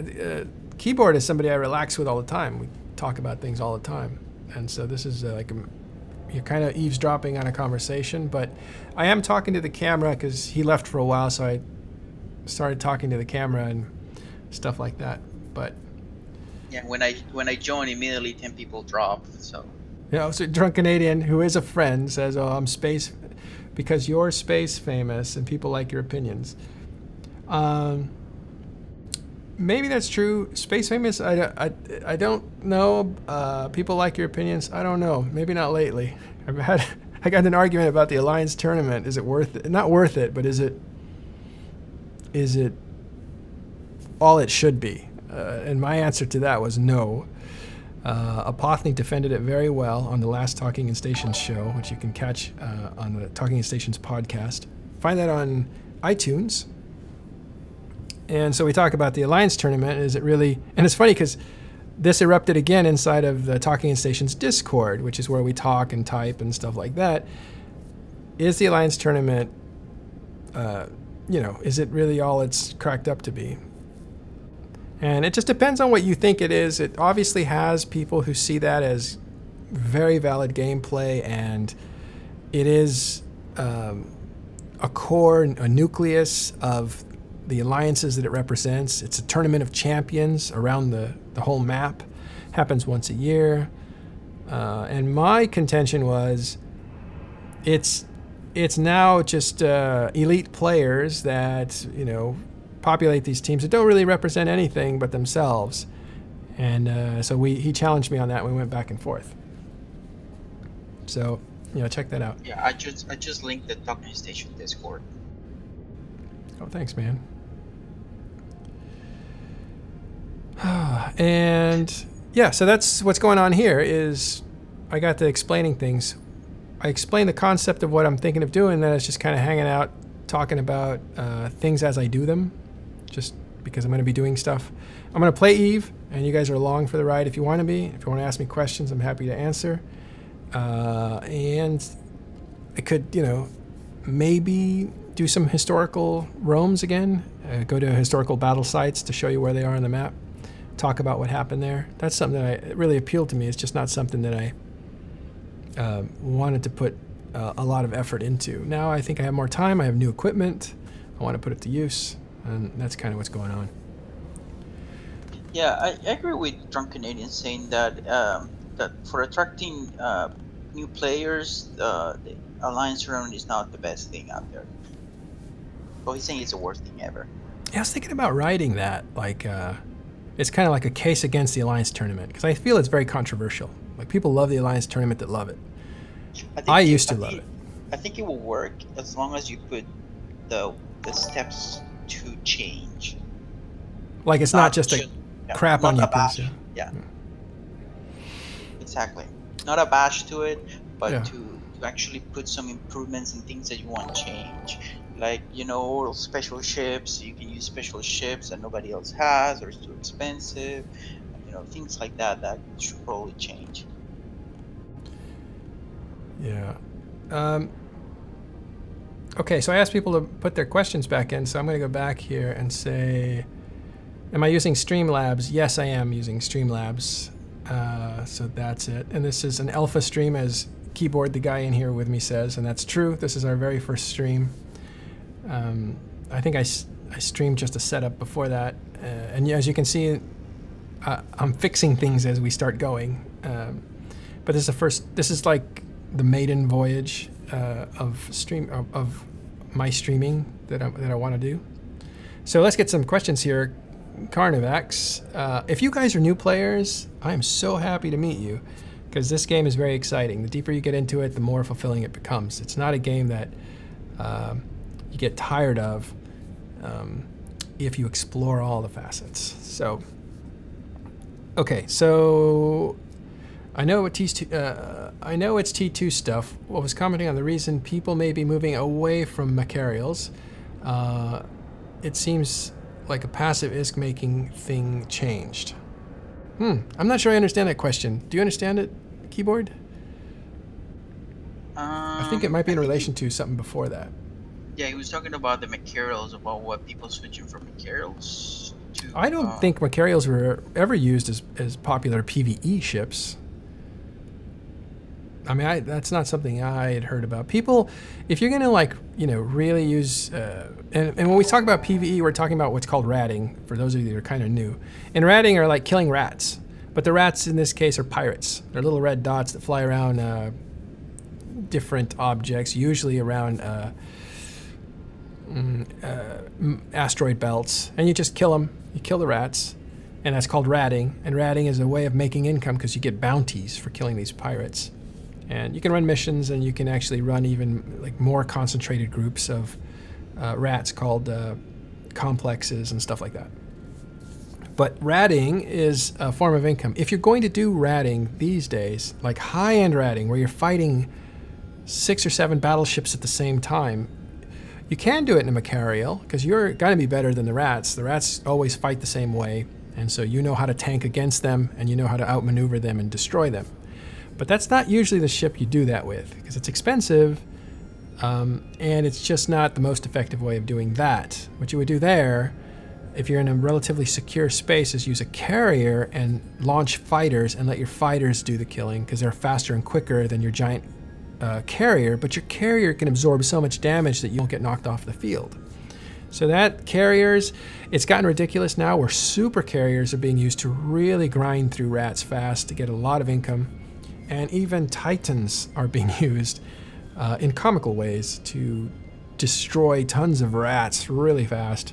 And if they're secure enough, they don't get caught. It's not something you would do unless you had the backing of a big alliance that was watching your back. So in other words, if you got tackled by a PvPer that was coming by, instead of losing a Titan, you'd be lunch for somebody if you got caught. Instead, you call your friends come in and save you. So they got to be the big boys on the block to be able to do that. And that's why that's restricted gameplay to people who can actually defend themselves. But carriers is something people do even to risk it, because if you lose a carrier, it's not as big a deal. So yeah, Machariels is PvE. No, and I was talking about the T2 stuff. We'll get to that in a minute. That's Moon Goo. As the reason why people were moving away from Max. It seems like, okay, I think I know what the question comes from, and what you may have heard is that the pirate battleships were actually cheaper than T2 battleships. Although T2 battleships are more specialized. Yeah, there's a couple concepts being combined here that really shouldn't be. But the point is the Machariels are going up in value because CCP made them more expensive, and the place that they came from is in turmoil. So there's less of them. And that's why you see that ramp going up. That is the reason Machariels are going up. And CCP made them more expensive by changing the mechanics that made them something that people wanted to use. So become more expensive and less effective. And when you have that combination hit something, it's going to start to go down, which is what's happening at the very end here of Machariels. They're actually starting to go down in price. You know, people don't change on a dime. So these changes happened a while ago, and it took people a while to like filter those ships out. Now they've changed to T1 battleships to replace the Machariels, because now T1 battleship is more cost effective, but also almost as effective because of the changes to the way cap warfare happens. That wasn't explained as well as it could have been, but if you have more questions, I'm not happy to take that. So, let's see. I appreciate your work. Great interviews in previous Eve Vegas. Yes, thanks for watching my Eve Vegas presentation. Was the best speech at Eve Vegas. Wow, really appreciate that. Ugly Brat. Unfortunate name, but thank you for that compliment. Keyboard, you still here? Did you take off? I'm here. I do have a half hour left. Yeah. Oh, we'll wrap it up in a half hour. I thought something was supposed to happen on Monday. Something is supposed to happen on Monday. I'm not talking about it anymore because I made that bigger than it was. It's not happening today. It might happen tomorrow. It might happen Wednesday. It's going to happen before Friday for sure. And then something is actually happening, but we can't talk about it because we're not supposed to know about it. And we don't know about it. None of us know what's happening this week, but something is all we know. But that may be more than we're supposed to know. I think I know what it is. I can't talk about it because if I guess it right, it creates a lot of problems for people who might have been in the know. So I won't even guess anymore what's supposed to be happening. But I think I do know what's going to happen. Okay. I'm so confused about that whole sentence. We know about you know that we don't know. Yeah, I guess that's a confessional, isn't it? I think what I'm trying to say is I can't talk about it. I'm glad you guys are answering each other's questions. Drunk Canadian in the chat channel there is actually a very good pilot. I think he was the rear admiral for TNT, a group in the Imperium. So you can ask him some PvP questions. He's much better at video games than I am. Most people I've talked to, Alliance turn just seem upset about the fact that all the special ships, kind of like Super, which even playing. Oh, it's the Alliance tournament. I am sorry, I'm not keeping up on the chat, but let me just actually go way back to the bottom. Again, if I skipped your question, ask it again. And, oh, we're all done. Simple. See, good streamers keep on the chat. Right? Nobody promised this would be good. But yeah, there's a lot of people in the channel there that can talk to you about ratting and stuff like that. Do me a favor and put X in the chat if you're a relatively new player to EVE Online. Or Drunken is saying that he was Sky Marshal for a time. Oh, I call him Rear Admiral because he thinks of it in terms of flying, and I think of it in terms of submarines. So, but same position. Put an X if you're new to EVE Online, if you want to. If you're lurking, I won't point you out, but I just want to see, like, you know, what the ratio is. And also put a Y in chat if you've never heard of me or Imperium News or Talking in Stations, like if you're totally new to that. And the reason is I want to see how many people we're reaching that are not people that are just familiar with this sort of stuff. Yeah, and even if you're a returning player where the game seems like it's just, you know, a lot different, that works too. So like Carbonax there is, and I like that his wife started playing EVE. That's actually awesome. You know, that doesn't happen enough, but I honestly think it's more about the nature of what the game gives you as opportunities of things to do. And that is to tinker. Guys like to tinker with things. They tinker with mechanics, they tinker with computers, they tinker. And women, I don't know, maybe women do other things. I'm not trying to be sexist. I think there's a lot of women who like crocheting, and that's maybe tinkering, works on the same thing, I don't know. But I just remember reading an article of these guys, this was kind of funny, in Siberia, some place way out there where like it's super cold. And these women would walk around saying, like, where'd all the men go? They didn't know where all the men went. Like, they all disappeared. And they found them a few miles away in a colony of men. And there was just shack. It was like a shanty shack town made of metal kind of thing. And they just made these little rooms where they were working on cars, working on machinery. Just the men had kind of like taken off to hang out with each other. Cracks me up. So they have their own little man village somewhere place where they can just tinker with stuff. Yeah. But the article explored that men, as they get older, lose certain chemicals in their brain, and the tinkering fulfills that need. It's like sucking their thumb. So that's what that was like one of the points of the article was that there's a lot of the tinkering is a soothing aspect to them and stuff like that. And yeah, I think somebody called me out, which is fine, in the thing that I'm doing is sexist, something like that. Dude, what you're doing is the very definition of sexist prejudice. That's probably true. But that's why I give you the caveat, because I was like, I'm warning you that this may come across this way. And these aren't things that I necessarily believe. It's just the best way I can explain them now. And the problem with doing talking is that language language has limitations. Meaning is something, and then language tries to represent the meaning. And you kind of go with the best ideas you have. A lot of those ideas that you mean to convey are based on where you grew up, who raised you, what your experiences are in real life, your economic position, the opportunities you get. We had a lot of friends over the other day. We had coffee and all this great banquet of food, and we're arguing about politics and gender and how gender is getting so blurred. And it was great. You know, we're feisty people from Argentina and Latin America, and we're all fighting about this kind of stuff, and how the older generation is looking at us, looking at the new generation, saying like, you know, why can't I use pronouns anymore? Why can I say he or she if you're kind of LGBT in the middle somewhere? Like, you know, these kinds of things. It's getting very complicated because language is limited. And all you meant to say is, can you hand me a piece of bread? But you accidentally insulted somebody because you called them a he instead of a she, even though he was born with male genitals and whatever else. So that's the older generation looking at the young generation, saying like, you're overcomplicating things. And the young generation looking at the old generation saying, you're not understanding how the world's changing. Very interesting conversation. So going back to Eve.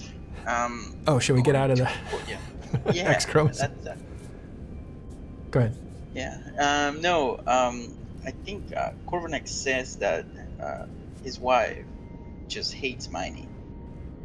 Oh, that's funny. Yeah. Too boring. Yeah, it's one of those. I mean, do you guys like mining? I don't like it anymore. I think I like the idea of creating something out of nothing. What do you think? I think it becomes a little repetitive. When I did it, it was just always the same thing. You know, you go in, lock the rocks, turn your models, and that's it. Yeah.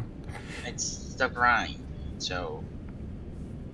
But didn't you get something out of the refinement of the technique?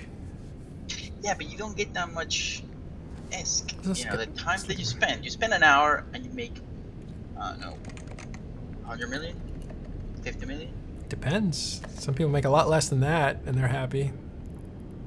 Yeah, I mean, eventually it's like you don't get much out of it. You spend a lot of time. Now, of course, I mean, I haven't tried Oracle mining, which Stride can't even pronounce. It says that he hated mining until he got an Oracle. Well, yeah, because now you're making 20 times what you used to make. Yeah, Stride said that. And then you feel productive, and that's the thing. But if you're starting out and you're mining, you feel productive, and that feels good. And you're not making anything, but it feels good. Like if I look back in 2008, time spent per ISK coin, horrible compared to what I do now. But I think it's still, I think in retrospect, yeah. I'm going to look up minerals. The tricky thing about minerals and ores is that here you have, those are moon ores. Let's look at standard ores. These are the ores that come out of belts, right? And they come in different flavors of being condensed. The problem is you have to take this ore and you have to refine it. And when you refine it, you lose a certain amount, and that doesn't feel very good. So it kind of works against you. Yeah, like the tax. Yeah, like part of the addiction of, I keep saying addiction, but the drive to mine was that you would get more and more closer to that perfect mine where you could take 100% of that asteroid, take 100% of that value and keep it. And CCP changed that, so now you can't get 100%. They wanted to, you always have to lose 20, 30%. Right? Is it 20%? I forget what it is. You can get close to 80, I think 85% of the whole. 79, I think. Okay, 80. So you're always going to take 20% hit off refining that ore. Everybody will. Nobody's getting ahead there. No, it's 89% with a Tech 2 Tatara. Okay, so that's recently changed because of the structures. This has only come in a couple weeks ago, but 89%. So you're always going to lose 11% minimum. most of you are going to lose even more than that. And you can lose as much as 50% of the ore. And that just doesn't feel very good. Not very satisfying to mine it. But if you just mine the ore and you sell that, you don't ever worry about that loss. You're just mining it, creating something out of nothing, and then giving it out. It is boring. The fun part of mining was getting more productive at it. And like Stride said, he didn't feel good about it. I said, hey, Diopa's in there. Check that out. Diopa's in Twitch. Diopa is a good streamer. You should subscribe to his channel. I love his stuff. If you're going from anything to Oracle, you're feeling a huge increase in productivity, and that feels good. So that's probably why. Yeah, so current patch 89. I think the way that I saw it was you want to mine so you can get the minerals from there. You can get the BPO. With the BPO, you can get a BPC, and then from the BPC, you start building whatever you're gonna build. Yeah. And then you compound your gain like that. That makes sense. But just mining and the amount of stuff you have to mine to get the materials needed, it's a lot. Yeah, and there's there's also rhythm to it. Like you needed to shut off your laser at a certain point so that it didn't have to wait the whole cycle to tell you that the asteroid had been depleted. If you were watching it, you knew that there was only half of the ore left in that asteroid. So about halfway, you'd turn that laser off, and that way you didn't waste that extra cycle time. And there was that kind of manipulation with mining that you could get into. That was kind of the only gameplay.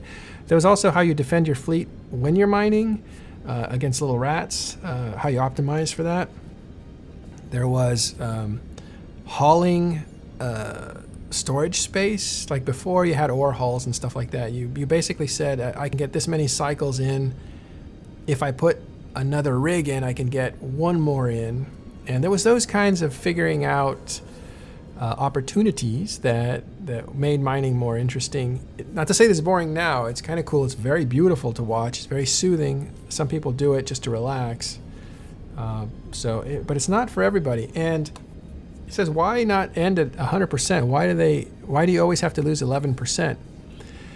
Well, in this game, there's ISKs and sinks, right? There's ways you make money, and there's ways you lose money down the drain. That's the sink. I don't know if I said faucets and sinks, but that's what it is. The faucet, the incoming money coming out of nowhere. If you mine rocks, that's produced by the by the environment that gives you money. If you kill rats, that's a bounty paid by the game's police, I guess. So you're making money out of nothing. It comes from nowhere and is created. And that's the faucet. The sink is the money that goes to no other player. It goes into the ether. And that is fees that you pay at stations for whatever reason, taxes, cloning. When you buy skill books, you lose that money because you're buying them off not a player, but the environment. And so those are all sinks. And so CCP controls the economy. That has to be a consistent flow. And it's very tricky because you have to have people who are just starting out be able to make a living. And you have people who have been playing this for a long time not make an exorbitant amount of cash. And so they have to play with those faucets and sinks.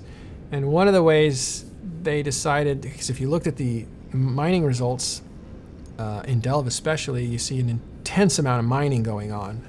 And so in order for CCP to control that mineral wealth from exploding, they have to take some of it out into the abyss. And that's at least 11% of everything that gets mined. And they made it hard to get 11%. And most people are going to lose 20%, maybe even 30 or 40% when they refine, because they need to take some of that wealth out of the game. Otherwise, there's a huge amount of wealth going to certain players. Well, I think that's it. What do you think, Keyboard? Yeah, sounds pretty good. We shall return another time. Hold on one second. Hold on, I'm streaming. Hold on a second. Just hold on a second. I'll be done. I gotta wrap it up. My family's come home. I'm gonna go have some food. Thanks for being here. Appreciate it. I'll be back. Canadian. Keyboard, thanks a lot for hanging out with me. We will be back at some point. Subscribe, or sorry, not subscribe, follow. And I think it'll alert you the next time I come on, which will be sometime later this week. This was just a test, but it is kind of an example of what happens when we get to talking. So we'll see how it goes. But appreciate you guys just checking out this alpha test. And we will see you guys later. All right, Keyboard, thanks again for hanging out with me. Oh, no problem. All right, thank you guys for joining. All right, we'll see you guys later. Bye.